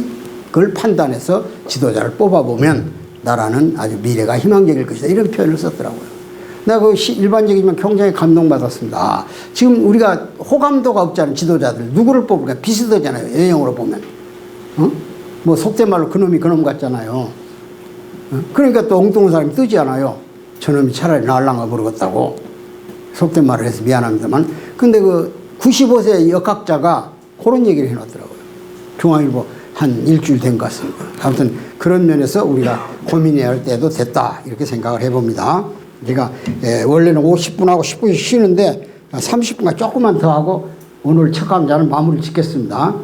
그래서 자, 그러면 이제 여기서 이제 우리가 어떻게 그러면 이 파도처럼 밀려오는 변혁기 이걸 어떻게 수습하고 갈 것인가? 그러니까 가장 부딪힌 것이 남북통일 문제입니다. 우선 분단 극복이에요. 왜냐면 지구촌에 232개 나라가 있는데 한 나라도 갈라진 나라가 없어. 다 해결됐어요. 베트남 해결됐지, 동서독 해결됐지, 저 예멘이라고 중동의 나라도 통일됐지. 4군데거든요, 분단 국가가. 지금 대만하고 중국 관계만 그대로 있고는 우리 한반도만 남아있는 거죠, 세계적으로. 이 자존심 상하잖아요, 우선. 그리고 합치면 엄청난 새로운 문명을 이룰 수 있어요, 우리가 지금 모자란 게 뭡니까? 자원 없잖아요. 전부 자원을 실어다 가공하는 거 아니에요, 우리나라는. 원유부터 철도 다 원석 실어다가. 그러니까 우리는 지금 자원 없지 노동이 모자라잖아요. 근데 북한에는 자원이 있고 노동이 있다 그런 얘기야. 젊은이들이 많고. 여러분 북한의 자원이 어느 정도냐면은 2009년에 우리 광업진흥청이라고 있었습니다. 광업진 지금은 없어졌을 거예요. 광업진흥청 있을 거예요, 지금 정식은. 거기서 남북한의 자원을 전부 조사해 봤어요. 조사해 봤더니 남쪽은 276조 정도의 자원이 있어요. 한국 돈으로 267조. 주로 무슨 자원이냐면 강원도에 있는 세멘트 원료 있잖아요. 세멘트 석회석. 그 다음에 영주에 있는 중석이라는 게 있습니다. 강원도 영월에 있는. 요런 걸 중심삼고 몇 군데 광맥을 짚어보니까 276조 정도 자원이 있다는 거예요. 한국에. 근데 북한에는 얼마나, 우리 광업진흥청이 직접 가 조사했어, 북한을. 그때는 남북관계가 괜찮을 때라. 얼마가 매장되어 있냐면 그때 돈으로 7천조가 매장되어 있대요. 7천조. 응? 천문학적으로 차이 나잖아요. 그럼 북한에 뭐가 있을까? 요즘 리튬이란 게 리튬이지, 리튬. 그 마그네사이트보다 더 중요한 자원입니다, 자원. 그게 지금 뭐 불과 7, 8천 원 얻은 것이 뭐 279만 원인가 570만 원이 간답니다, 톤당. 엄청나게 가격이 올라버렸죠. 전부 뭐 IT 산업에 쓰는 자재들이에요. 마그네사이트, 아연, 이런 것들이 북한의 매장이 세계 1위예요. 그 다음에 철광. 그건 아주 세계에서 제일 많은 철광이 무산 철광이라고 하더라고요. 내가 직접 현지를 가봤거든요. 철광으로 무산이 인구가 한 14만 정도 돼요. 도시 전체가, 산 전체가 철이야, 철. 길바닥이 철이야. 길가에 흐르는 물 있잖아. 물에서 사람들이 와서 철을 건져가지고 팔아먹고도 떼돈을 번다는 거야. 흘러간 게 쫙 하면 물이 철광이야. 근데 얼마나 재밌냐면요. 지금 포항제철이 원석을 사다 철광을 뽑아내잖아요. 브라질이나 호주에서 원석을 사옵니다. 톤당 172불이야. 싣고 오는데 4개월이 걸려요. 4개월. 브라질에서 가져오거나 호주에서 가져오는데. 근데 낮은 선봉 걸 가져오면 낮은 선봉까지 3일 만에 열차가 도착합니다. 한 20km 가지만 거리가 얼마 안 되니까. 거기서 바다에다 배에다 싣고 포항제철까지 오는데 일주일이 걸려요. 그러니까 열흘이면 도착하니까 4개월이 열흘로 단축되잖아요. 거기다 톤당 70불이야. 북한 철광이. 중국에다 팔아먹는 것이. 그러니까 왜 먼 나라에 가서 그 원석을 가져오냐 그런 얘기야. 거기 뭐 금이라든지. 그 다음에 요즘 히토류란 말 들어봤죠. 히토류. 이 히토류 IT 산업에 절대 필요한 진료입니다. 근데 이것이 중국이 지금 수출의 60%를 가지고 있어요. 그게 중국이 좌지우지하는 거예요. 일본의 IT 산업도. 우리나라는 중국에 의존하는 지금 물질들이 한 1700가지 돼요. 그 중에서 지금 한 200~300가지는 중국하고 독자적인 계약을 해가지고 지난번 요소수란 게 그런 거 아닙니까? 호주가 석탄 수출을 금지해버렸더니 중국이 겁이 나니까 자기들이 원자재를 막아버린 거예요. 그래서 우리한테 안 들어와요, 요소수가. 안 들어오니까 그냥 난리가 난 거 아니에요. 뭐 전부 올스톱이죠. 화물 차고 뭐고. 이런 것들이 지금 한 200~300가지가 되는 거예요. 이게 중국하고 우리가 너무 지금 계약이 막 완벽하게 일어나가지고 중국이 성질나가지고 가로막아버리고 우리 산업이 가동을 멈춰버려야 된다. 반도체 때문에 자동차 산업이 안 되듯이. 지금 자동차가 지금 1년씩 밀려 있습니다. 제네시스 같은 거. 그 반도체가 들어가서 소재로서 인공지능 반도체가 못 들어가니까. 이렇게 지금 국제사회는 전부 관련이 돼 있는데 만일 이것이 전쟁으로 가면 전부 다 중단시킬 가능성이 있잖아요. 이번에 인도네시아가 중국에 수출할 석탄을 또 막아버렸잖아요. 그러니까 우리나라도 난리 났죠. 거기서 수입해 오는데. 이런 식으로 엄청난 지금 사회 충격을 줄 가능성이 있습니다. 그래서 이거 참 견디기도 어렵고 가져오기도 어렵고. 근데 북한에 자원이 무지한히 있다 이거야. 히토류가. 북한이 가진 히토류가 중국의 매장량을 앞서가는 거예요. 지금 원산만에서부터 저쪽 개마고원 함경도 쪽까지 바닷가에 쫙 모래속에 들어있는 거예요. 그거 이미 확인됐어요. 그 다음에 우리가 그토록 갈망하던 석유가 북한에 지금 바레만에서 석유가 생산되잖아요. 중국의 바레만. 대경 유전도 있고. 근데 그 바레만의 유전이 평양의 서해 간문으로 연결돼가지고 평양이 석유에 떠있대 지금. 북한이 개발 능력이 없어 그러지. UN 보고서에 들어와 있어요. 그러니까 이런 걸 우리 기술과 자본으로 개발하면 북한도 살고 우리도 살아. 그러면 이제 드디어 대동강의 기적이 일어나는 거예요. 그게 젊은이들의 미래다 이게요. 근데 젊은이들은 왜 통일을 두려워하냐? 세 가지 때문에. 첫째가 혼란이 일어난다는 거예요. 사회 혼란 오죠. 통일하면. 두 번째가 통일 비용입니다. 비용이 천문학적으로 들어간다 이게. 세 번째가 실업입니다. 실업. 북한의 값싼 노동력이 달라들면 어디에 발붙일 데가 있냐 이거예요. 이 세 가지 때문에 왜 우리 시대에 이걸 해야 되냐는 거예요. 안 해도 불편한 게 없는데. 지금 인터넷 세상에서 뭐 가려져 있다고 해서 아무것도 불편한 게 없잖아요. 자기들 생각에. 그러니까 왜 집만 지냐 이거야. 이거 일리가 있어요. 그래서 앞으로 통일 문제도 여러분들은 그래도 한 세대를 살면서 분단의 아픔을 알아요. 이산가족의 아픔이 있었고 우리가 참 창피하고 역사 속에서 젊은이들에게 분단을 그대로 유지시켜 줄 수도 없고 그러니까 웬만하면 통일적으로 갈 수 있어요. 노인들은. 그런데 젊은이들은 왜 그 짐을 우리가 져야 되는 거야? 하나만 예를 들면 독일이 90년에 통일했잖아요. 베를린 장벽 무너지면서. 그런데 2010년에 그러니까 20년 동안 이제 통일 비용을 계산해 봤어요. 동서독을 합쳤을 때 얼마나 많은 비용이 들어가는가. 그랬더니 한국 돈으로 약 3천조가 들어갔어요. 3천조. 그러면 우리가 통일하고 독일 통일에다 비교를 해보니까 한 달에 150조씩을 더 써야 되겠다 이게. 우리 예산에서. 지금 우리가 복지 예산으로 한 120조 쓰거든요. 근데 거기다 통일 비용으로 150조를 내놔야 돼. 그러면 600 몇십 조 지금 될 겁니다. 우리 국가 예산이 내년도에. 금년도죠. 근데 이걸 150조를 더 썼으면 어디서 비용이 나오고 있습니까? 세금 더 걷어야지. 응? 그러니까 이 부담이 젊은이들한테 온다 이거야. 아까 주택도 가능하지 않지만 이거 어떻게 할 거냐. 큰 걱정이다. 근데 이걸 어떻게 설득을 시킬까 애들한테. 제가 지금부터 한 3년 전에 저 아산의 서문대학이라고 있어요. 우리 문선명 재단에서 세운 대학입니다. 거기는 약간 보수성이 있어요. 학생들이. 그래서 거기서 통일 토크 콘서트라고 탈북자 대학생들하고 우리 남쪽 대학생들을 앉혀놓고 프리토킹 자연스럽게 토론을 해요. 뭐든 궁금한 거 물어보고 대답하는 거예요. 서로. 병역체계는 어떻게 다르냐. 너희는 우리는 2년도 안 되는 복무기간인데 너희는 9년 10년씩 하고 있냐. 이러면 이제 서로 대답하고 이제 토의하는 거예요. KBS 아나운서가 와서 이제 응답을 합니다. 근데 마치 그 학생회장이 인사말에 왔을 때 이런 말 하더라고요. 내가 이 콘서트를 위해서 참석 여부를 물으니까 1,100명이 참석한다고 그랬다는 거예요. 이 코로나 이전입니다.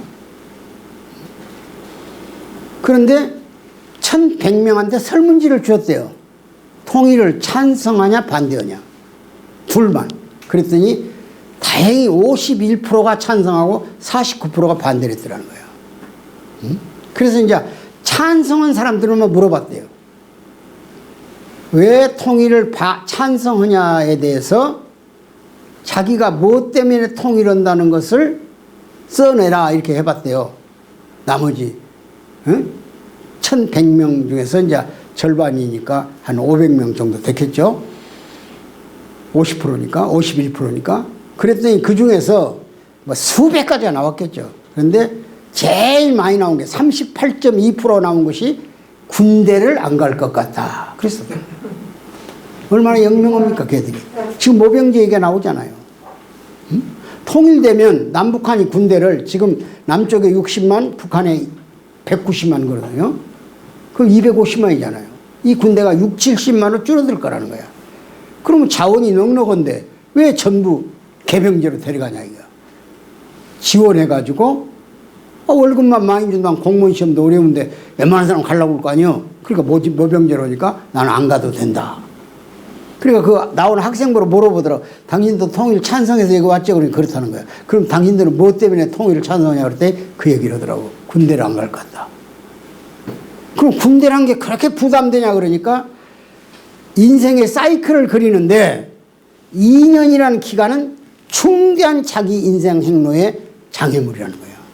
자기가 목적하는 인생살이에서 2년 기간 공백을 뺀다는 것은 엄청난 자기 생애 사이클의 변화를 준다는 거예요. 그러니까 웬만하면 다른 사람이 가고 나는 이 목적어는 지향을 가야 된다. 그거 나무릴 수 없습니다. 현실이야. 나도 처음에는 웃었어요. 이 미친놈들이라고. 어떻게 세운 나라인데 말이야. 근데 젊은이들은 현실로 그렇다니까요.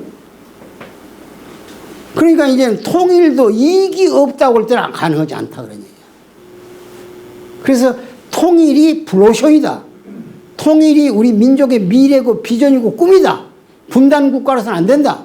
왜? 우리가 물류해먹고 사는 나라잖아요. 무역해먹고. 근데 무역의 길을 철도길이 막혀놓으니까 전부 배로 가거나 비행기로 가야지. 비행기는 비용이 많이 들잖아요. 배로 가면은 유럽이 한 4개월, 동남아가 15일 걸린다 이게. 근데 철도로 가면 한 달 이내에 다 완파하고 여기 동남아는 15일이면 간다 이게. 그러니까 물류비가 3분의 1로 줄어드는 거예요. 자원을 서로 조달해 쓸 수 있고.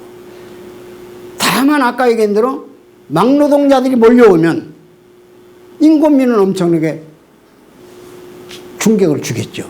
예를 들면 지난번 개성공단 있지 않습니까? 그 개성공단에서 약 5만 명이 일을 했어요. 5만 70명 그래요. 거기 180개 기업이 있었으니까. 근데 그 사람들이 임금이 얼마냐면 우리 돈으로 2만 한 7천 원 됩니다. 2만 7천 원. 전부 수도 뭐 이런 다 우리가 대고 세금 다 내고 북한 사람들한테 주는 게 5만 7,300원인 거래요. 복지비까지 다 합쳐서 식대까지 점심식단을 줬거든 우리가. 근데 그것이 북한에서는 북한 사람들 보통 임금의 3배 됩니다. 3배. 물론 특수하게 번 놈들도 있어요. 북한에도 몇십만 원씩 번 놈도 있습니다. 그러니까 서로 올라오는 거예요. 그런데 지금 5만 원짜리 임금이 여기 있을 것 같습니까? 외국 인력도 데려다주면 최저임금을 적용해야 돼요. 법이 지금. 최소한도 200만 원 줘야 된다 이거야. 그러니까 등짝에다 나 10만 원만 주면 일하고 쓰고 돌아다니면 누가 기업이 안 갖다 쓰겠어. 어느 통하지 부지런한 거 뭐 따라갈 수 없지. 지금 어리연 사람들 데려다 쓴 것보다 훨씬 잘할 거 아니야. 그러니까 일자리 더 뺏긴다고 얘기할 수 있죠. 근데 그렇게만 생각하지 말자는 거야. 아까 자원을 효율적으로 활용하고 적어도 통일까지의 과정은 지금 통일의 방법은 3가지가 있어요. 첫째는 물리적 통일, 베트남처럼 군사적으로 하는 거요. 그 다음에 협상 통일, 남해면 북해면처럼. 그 다음에 흡수 통일이 있어요. 이게 서독이 동독을 흡수해버린 거예요. 그 흡수 통일입니다. 정치 통일이지만. 그럼 우리나라가 어떤 통일을 집어넣어야 될까? 물리 통일은 안 되겠죠.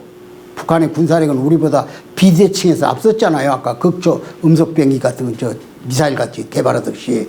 핵이 있다는 건 뭐 다른 걸로는 절대 안 되잖아요. 어떤 무기가 있어도 핵 앞에는 안 되는 거예요. 몇십만 명씩 날려버리니까. 옛날 저 히로시마나 나가사키는 불과 13만 명, 뭐 나중에 30만 명이 원자력 병까지 걸려 죽고 그랬지만은 지금은 서울 광화문에다 던지면, 북한이 던지면 청량리, 영등포 일대까지 직사해버려요. 전부 다. 그러니까 얼마나 충격이 큽니까? 원자력 발전소 지금 26개 있잖아. 이거 하나만 터져도 인근을 완전히 쑥대밭 돼버린 거예요. 그게 무서운 거 이건 아주. 그러니까 전쟁은 안 되겠죠. 6.25보다 지금 화력이 한 1000배 올라가 버렸으니까. 그럼 협상으로 된다? 협상은 더 안 되는 거. 우리나라 국민성이 협상에서 약속 지킵니까? 앞에서 그냥 허작해 놓고 뒤에서 깨버리는데? 그리고 체제가 다르죠. 이념 체제가.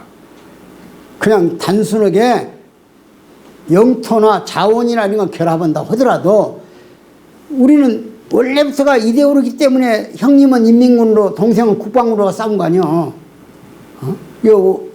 원주 치악산 전투에서 지상전을 하는데 딱 총 들고 이렇게 구부리고 가는데 앞에 뚝 떠보니까 동생이 앞에 서 있는 거야. 인민군이 추격을 가는데. 그 동생이 보니까 또 눈 떠보니까 형님이야. 그거 어떻게 됐겠어? 어떻게 될 것 같아요? 여러분 생각해 보세요. 어떻게 됐을 것 같아요? 총을 딱 던져버리고 만나서 통곡을 했답니다. 둘이. 네가 원해서 전쟁에 온 것도 아니다. 나도 원해서 간 게 아니다. 다 끌려갔지 않냐. 그래서 지금 현재 우리 전쟁기념관에 가면요, 두 형제가 끌어안고 서로 총을 놓고 얼싸는 그 장면이 동상으로 제작해가지고 걸려 있어요. 그런 일도 있어요, 우리나라에. 그러나 거기에 이념이 들어가면 이제는 그동안에 한 70년 동안을 이념을 집어넣었잖아요. 아까 심장 위에다 김일성, 김정일의 초상 휘장을 메고 다니잖아요. 심장은 건드리면 죽잖아요. 그러니까 생명을 거기다 두는 거예요. 그래서 북한에서는 생명관이 2개가 있어요. 여러분들은 누가 생명을 주었냐 물어보면 뭐라고 대답하면 정답이에요. 이동석 어르신. 생명이 어디서 왔습니까? 네. 자연에서부터 시작됐다고. 그러죠. 부모님으로부터 왔죠. 부모님. 그렇죠? 예. 부모님으로부터 왔죠. 생명. 우리 다 그렇죠? 네. 그런데 북에서는 그 생명을, 육체적 생명은 부모로부터 왔다고 가르칩니다. 거기서도. 근데 정치적, 사회적 생명이 있다는 거야. 그것은 김일성으로부터 왔다는 거야. 그러니까 육체적 생명은 한계가 있죠. 우리가 100년 못 살잖아요. 근데 정치적 생명은 영원하다는 거예요. 그러면 100년 살다간 욕심으로만 뭉쳐진 육체적 생명하고 사람답게 사는 주인의식을 가르쳐준 정치적 생명 중에 어느 게 가치가 있냐고 가르치는 거예요. 이건 영원한 거고 이건 순간적인 거다. 그러니까 우리는 주석님께서 주신 생명을 주신 어르신을 수령이라고 하자. 수령. 그게 유명한 수령 영도론이야. 영도론. 수령이 생명까지 줬다. 그러니까 눈 뜨면 수령을 향해서 목숨을 바칠 각오를 해야 되는 거야. 집집마다 김일성, 김정일 사진이 다 걸려 있습니다. 김정숙이까지.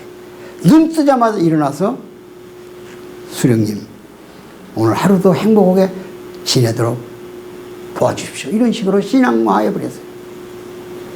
근데 삐뚤어질 수도 없는 것이 소조 활동이라고 해서 소위 소조, 사회적 활동과 정치적, 사회적 활동과 조직적 활동이 주로 구분됩니다. 그러니까 사회적 활동은 보통 동네에서 아파트에 같이 산다 이럴 때는 소조를 5인을 함께 묶어서 인민반 회의를 하게 해요. 그 다음에 직장에서도 5인조가 있어요. 보이시기 5담당자처럼 일주일에 한 번씩 토의를 합니다. 근데 토의 조건이 딱 2가지. 하나는 개인이 잘못한 것을 일주일에 한 번 반성해야 돼. 고해성사처럼. 2번째는 조직 속에서 5명 중에서 서로 간에 잘못한 것을 지적해서 내야 돼요. 그게 딱 주어진 책무야죠. 응? 그 얼마나 불안하겠습니까? 서로 견제하고 보는 거야. 저는 뭘 잘못한가?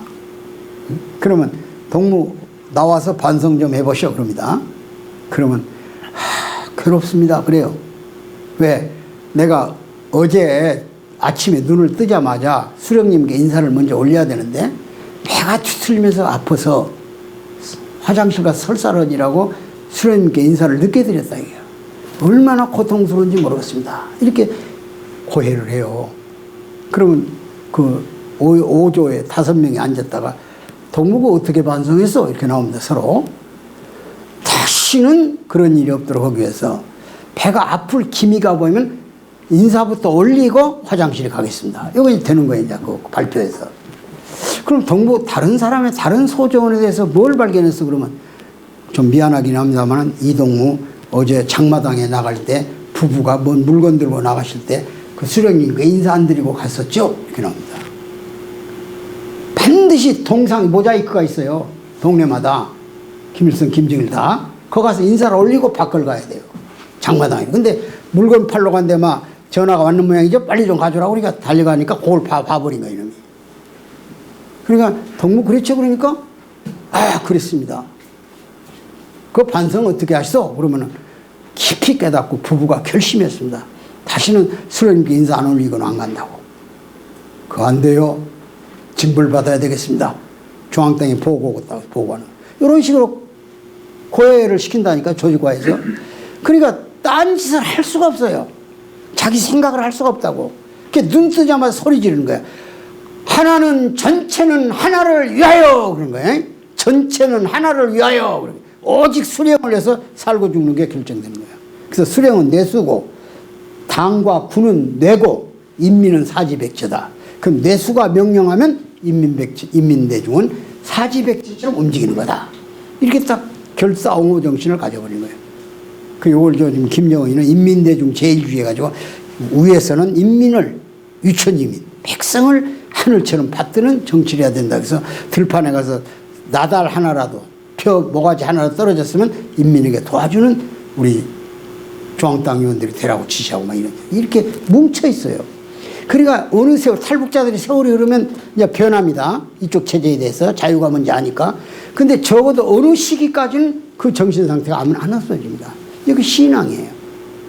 응? 종교적으로도 사이비 종교들 얼마나 무서워요. 그런 면에서 북한 체제가 무너진다는 것을 상상하기 어려워요. 지금 전화도 한 600만 대 있지. 옛날과 달라서 장마당이 다 이제 자유화돼 버렸어요. 이게 시장 경제, 거기도 돈 없으면 죽는다는 거 알아요. 그 남쪽에 음악, 뭐 드라마 다 봐요. 근데 요즘은 뭐 드라마도 다 취재해서 요즘에 저 오징어 게임 봤다고 젊은이들 7명이 구치소에 가서 단련 훈련 7년형 받았어요. 이제 견제합니다. 탈북도 요즘 못해요, 제대로. 국경선 전부 다 7m 간격으로 경비병이 서가지고 관리해요. 그놈들이 이제 돈 묻고 풀어주기는 해요. 깜빡 졸다 넘어가 버렸다고. 그리고 잡으려고 총 쏴요.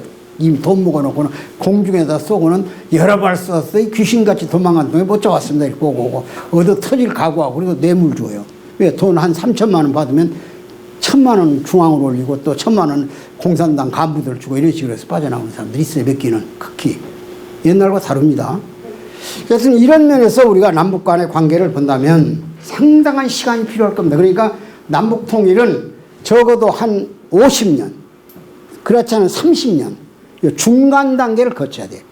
그대로 분단을 놓고 서로 교류만 하는 거예요. 그건 물류교류, 인적교류는 전문 지식인, 과학자 이런 사람만 교류하지 일반 사람을 못 오게 하고 우리 기업이 북으로 들어가는 거예요. 우리 기업이. 지금 중국에 우리 기업이 전체 합쳐가지고 18만 7천 개가 들어가 있어요. 고용 인력이 얼마나 하냐면 1,700만을 고용해요. 우리 기업이. 삼성, 현대 다. 롯데, 뭐, SK 해가지고. 그럼 그 기업을 절반만 빼서 북에다 진출시키자, 이거. 자동차 산업은 원산에. 또 정유 산업은 해주에. 응? 그 다음에 또 뭐 제철 산업은 뭐 북한에 뭐 정주에. 이런 식으로 산업을 만들어가지고 거기 수준에만한 임금을 주는 거예요. 그러면 수입도 이익도 되고 얼마나 그 자기들 고용 창출해서 생활력을 높여주겠습니까? 그렇게 단계적으로 해주는 거예요. 그리고 이제 부동산 관계 같은 것은 지금 공유로, 국유로 놔둬야 돼요. 저거 개인이 먹으라고 그러면 그냥 대기업이 가서 다 왕창 사불고 알배기처럼 개발 못 한다고 발뻗으면 어떻게 하겠어요? 국가가 관리해야 돼요. 그래서 처음에는 이제 주인 찾아주고 등기부등본 가지고 있는 사람이 지적도 가지고 있는 사람이 있을 거야. 내 땅이라고. 그거 찾아줘야 돼. 그리고 어느 정도 국가가 받고 그 다음 공매해야 돼. 공매, 경매가 아니라. 그리고 그 지역에서 인연된 사람이 국가 가격에다 이 플러스 보태가지고 개발비 보태서 학교도 짓고 공공시설 지하잖아요. 그거 팔아는 거야. 팔아가지고 점점 사유화를 넓혀가는 거예요. 그 노동력은 무조건 못 내려고 하는 거야. 그러다 보면 섞여서 결혼하게 되고 연애한다고 말이야. 그럼 자연스럽게 흘러가요. 그런 기회를 지금 노리는데 그 중에서 가장 빠른 것이 제가 마지막에 결론을 내리고 있는 태평양 문명 시대입니다. 문명이 이동을 해 들어오면 군사력이나 정치력을 초과해버려요. 지금 BTS가 방탄소년단이 세계를 휩쓸고 있는데 어떤 사람들이 민족 개념이 있고 뭐 무슨 이념 개념이 있습니까? 중국에서 미치잖아요. 우리 지금 걸그룹 같은 거 세계를 휩쓸고 다니잖아요. 파리에서 표가 모자라. 남미에 있는 페루 같은 나라에서도 막 극장이 무너질 만큼 밀려옵니다. 오징어 게임 보세요. 하루에 1억 1,000만 명이 시청을 했다니까요. 넷플릭스가 그거 내보냈는데. 이게 문화예요, 문화. 근데 이상하게도 우리 문화가 세계 보편적 문화화 되기 시작하는 거예요. 여러분, 강강술래 했던 것이 어느 때 얘기요? 6.25 전쟁 전후에서 나온 거 아니에요? 그 숨바꼭질 한 거, 그 다음에 자치기 한 거, 이거 기억 안 납니까? 줄넘기 하는 거. 요걸 가지고 지금 넷플릭스가 오징어 게임에서 보냈더니 세계 놈들이 발광을 하잖아. 자기들로 통한다고. 이건 아무 상관이 없어. 그것이 문화의 대이동이야. 문명의 대이동. 그러니까 팬데믹 이후에 머리 싸움이 시작되는 거야. 자원이 얼마나 많냐, 영토가 넓냐, 이게 상관없어요. 두뇌 집단을 얼마나 가지고 있느냐, 이게. 정신 바짝 차린 사람이 얼마나 있냐, 이거야. 응?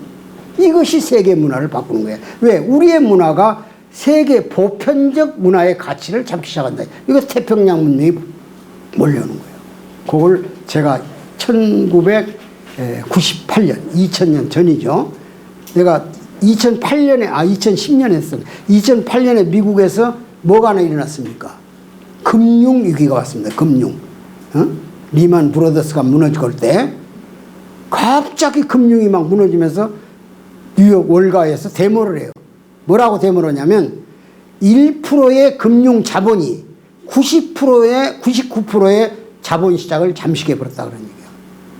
원래 여러분 노동이라는 것은 육체를 움직여서 일하는 걸 노동이라고 합니다. 일반적으로. 근데 금융 자본을 훔켜잡은 놈들은 머리만 쓰지 육체 노동을 합니까? 수퍼만 구슬리고 앉았어요. 그래서 펀드만 만들어내. 어느 투자의 가능성이 있는 걸 제시해가지고 투자금을 모아서 돈 버는 거예요. 그러잖아요. 펀드가. 그러니까 이 펀드 자금 때문에 다 죽었다. 노동해가지고는. 지금 가상화폐 같은 거 하루에도 몇백 프로만 올라버리고 그러잖아요. 눈이 묽게 젊는 놈들이 몇 천만 원, 몇 백만 원 가지고 시작해 몇 억을 벌어버린다니까. 그것도 잃을 땐 다 잃어버리고. 이런 짓거리를 하니까 순수한 자본주의 정신이야, 그것이. 윤리냐. 그래서 금융파동이 일어났다 그런 얘기예요. 그때 내가 정확하게 본 것이 미국 문명의 종언이구나. 2000년 전에는 로마 문명이 세계를 휩쓸었어요. 그것을 갖다 우리는 팍스 로마 그래. 팍스 로마. 그리고 한 200년 만에 또 그로부터 한 1000년이 좀 넘어서 7, 8세기에 영국 문명이 세계를 또 지배해요. 그걸 팍스 브리테니카라고 그래요. 영국이 깃발이 지는 날이 없을 만큼 세계 시장을 쓸어요. 도서 문명이. 근데 지금 문명이 이제 미국 문명이 점점 식고 일본로 건너올 줄 알았어요. 그래서 일본 사람들은 팍스 자파니스 문명이 올 줄 알았어요. 근데 그 일본이 이미 저개발국가로 처지잖아요. 지금 우리 삼성이나 LG가 완전 일본의 전자산업을 짓눌러 버렸어요. 일본에도 지금도 산업이 많죠. 소니부터 시작해서 파나소닉이라든지 뭐 여러 개 그 전자회사가 있어요. 그 회사를 전부 팔아도 삼성의 매출을 못 따라가는 지금 일본이. 제가 80년대 중국을 가니까 북경 백화점에 우리 LG 거도 삼성 뭐 청소기 그다음에 무슨 뭐 이런 세탁기 이런 것이 구석에 먼지만 푹 껴 있더라고요. 이놈들이 기차에 내리거나 오면 전부 일본 파나소닉 내셔널 사가지고 와요. 참 가슴 아프더라고요. 지금은 내셔널, 소니 이런 것들은 구석대기에 이름도 없어. 한쪽 구석대기에서 무슨 중고품 파는 시장에 앉았고 전부 삼성 LG야. 이야, 이렇게 바뀌어버린 거야. 그러니까 문명론적으로 통일을 보자 그런 얘기야. 이제는 사람 힘으로 안 된다 그런 얘기야. 여러분 독일 통일이 사람 힘으로 됐습니까? 독일이 1989년 7월 달에 동독에서 동독 공산당 창설 40주년 열병식을 했어요. 호네커가 공산당수가 손을 높여들고 동독은 영원하다. 왜? 동굴아빠가 다 망했는데 동독만 건재해요. 동독은 그때 당시 6,000불이었다니까요. 국민소득, 소득이 24,000불이고. 그때 고르바초프도 왔고 큐바에서 스카인가 그놈도 왔고 전부 다 왔어요. 한 27나라에서. 동독 공산당은 영원하다고 했어요. 그런데 11월 9일 날, 7월 8일 날 했는데 그 행사가 11월 9일 날 베를린 장벽이 무너져 버려요. 신기하잖아요? 그러니까 콜 총리가 폴란드 바엔사하고 회담으로 갔다가 자기 장벽이 무너졌단 말을 듣고 비행기를 돌려서 돌아왔어요. 기자들이 한 600명 달라들었어요. 동서독 장벽이 무너졌으니 통일이 시작된 거냐? 그래서 씩 웃으면서 미친놈들. 제정신 좀 가져라. 장벽 하나 무너졌다고 통일이 오냐. 앞으로 한 20년은 기다려야 할 것이다. 세계적 균형으로 볼 때 그렇게 하고 헤어졌어요. 근데 그로부터 1년이 다 안 돼가지고 10월 3일 날 통일이 돼버렸어요. 90년. 그렇잖아요. 그러니까 기자들이 또 몰려왔죠. 와서 콜한테 물어요. 당신 26년에 통일된다는데 어떻게 된 거냐 그런 거예요. 그러니까 콜이 일어나면서 하는 소리가 뭐가 뭔지 모르겠다. 이게 인간의 한계입니다. 콜은 작년 3월 달에 죽었습니다. 해고록을 600페이지 남겨놨어요. 거기 271페이지 들어가면 독일 통일을 얘기해놨어요. 아, 통일은 사람이 하는 게 아니구나. 응? 하나님이 독일의 통일의 문을 열어줬다는 거야. 하나님이. 나도 모른다는 거야. 근데 그 문으로 동서독 시민이 들어왔다는 거야. 정부도 준비를 못했는데. 그래서 시민의 승리로 서독 사람이 동독 사람을 끌어안아줬기 때문에 통일이 왔다. 이렇게 해고록에 남겨놓고 세상을 가버렸습니다. 이게 인간 힘으로 될 것 같습니까? 그래서 신과 인간이 합쳐야 돼요. 정성을 들여야 돼요. 통일도. 하나님 방향을 바꿔버리면 방법이 없는 거예요. 그래서 우리 지금 한학자 총재님이 주장하는 통일은 신통일입니다. 신통일. 그 신자가 새로운 신자가 아니야. 하나님 신자. 하나님이 같이 해줘야 통일이 되니 우리 정성 들이면서 정치적으로 안 되고 군사적으로 안 되고 문명론적으로 된다. 그것이 바로 태평양 문명의 중심에 있는 우리 한반도가 통일의 중심이 되면서 세계 평화를 이끌어갈 것이다. 그러니까 조금만 인내하고 참고 견디면서 우리 미래를 이 한반도의 중심국가의 사명을 다하자. 이게 그 총재님의 말씀이에요. 얼마나 기가 막힙니까? 그래서 여기가 평화의 메인이 될 수 있는 거예요. 그게 바로 아까 전쟁의 기적 같은 전쟁의 승전이 여러분들은 장진호 전투란 말을 들어봤잖아요. 그 개마공원에. 그 장진호 전투에서 흥남 철수를 원활하게 하기 위해서 미 해병대가 1개 사단이 중공군 3개 군단을 만난 거예요. 최하 7만 명을. 10,000명이. 그래서 전투를 해서 15일간. 거기서 미군 7,000명이 죽거나 상실되어 버렸어요. 그 유골이 지금도 살 밖에 있는 거야. 10,000명 중에 2,000명 살아남았으니까. 중공군은 한 2만 명이 죽었지, 2만 명이. 그 3배 이상. 그래서 그것을 세계 3대 격전지 하나로 지금 세계가 전사의 기록이 났어요. 장진호 전. 중국 놈들이 지금 영화 만들어가지고 그 중국 놈 사기 올리고 있잖아. 미군을 잡았다고. 그런데 아까 그 기적의 전투 같은 건 243명이 3만 명의 중공군을 만나서 800명의 포로를 잡고 죽은 숫자를 기억할 수 없을 만큼 많이 죽고 자기들 기록에 한 명만 다쳐서 돌아왔다면 이건 신의 힘이 아니고 가능하겠어요? 그 몰몬교 신도들이 왔다 해도 기적 같은 일이지. 그 믿어집니까 여러분들 지금 생각에? 그것도 보병도 아니고 포병들이? 신기한 거예요. 나 새로운 걸 발견해서 나 이거 오늘 아주 흥분했다니까요. 박수나 쳐보셔. 다 끝났으니까. 그래서 그런 기적의 땅에 가평의 지도자들을 모시고 이런 연수를 하는 겁니다. 좀 힘들더라도 오늘 첫날은 피곤도 하고 뭔가 하고 제일하고 잘 안 들릴 거예요. 그러나 제가 포괄적인 얘기를 드렸으니까 아 이런 부분을 다루고 있구나. 전사만을 다루는 게 아니구나. 우리가 이 시대에 꼭 필요하고 알아야 할 지식. 젊은이들하고 대화하려면 이 정도는 알아야 할 거 아니에요. 문명이 어떻고 다른 거. 그래서 여러분들이 꼭 한 달간 하시죠. 2달간입니까? 2달간 하면 아주 선생님이 될 거예요. 틀림없이. 지도자가 되실 거예요. 충분한 리더십이 생겨요. 각 분야에서 다 얘기하니까. 그래서 동문회도 만들고 크게 발전해 주시길 바라고. 우리 저 키가 비슷한 우리 어르신은 대한민국에서 제일 훌륭한 학교, 국제 청심 중고등학교 있잖아요. 그 교장 선생님 한 7, 8년 하셨죠? 아주 유명한 분입니다. 아주 유명. 근데 봉사하고 계시잖아요. 연세가 지금 70은 훨씬 넘었어요. 저는 80이지만. 그러면 얼마나 젊어요? 싱싱하잖아요.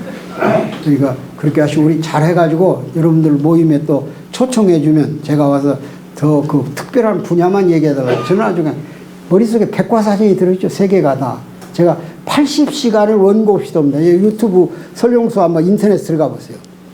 다음에 들어가든 네이버에 들어가든 유튜브에 가면 검색창이 있어요. 그거 누르면 설용수가 떠요. 그거 찾아보면 수많은 강의가 거기 들어있어요. 강연만 한 3만 번 이상을 했으니까. 강의로 일생을 산 사람입니다.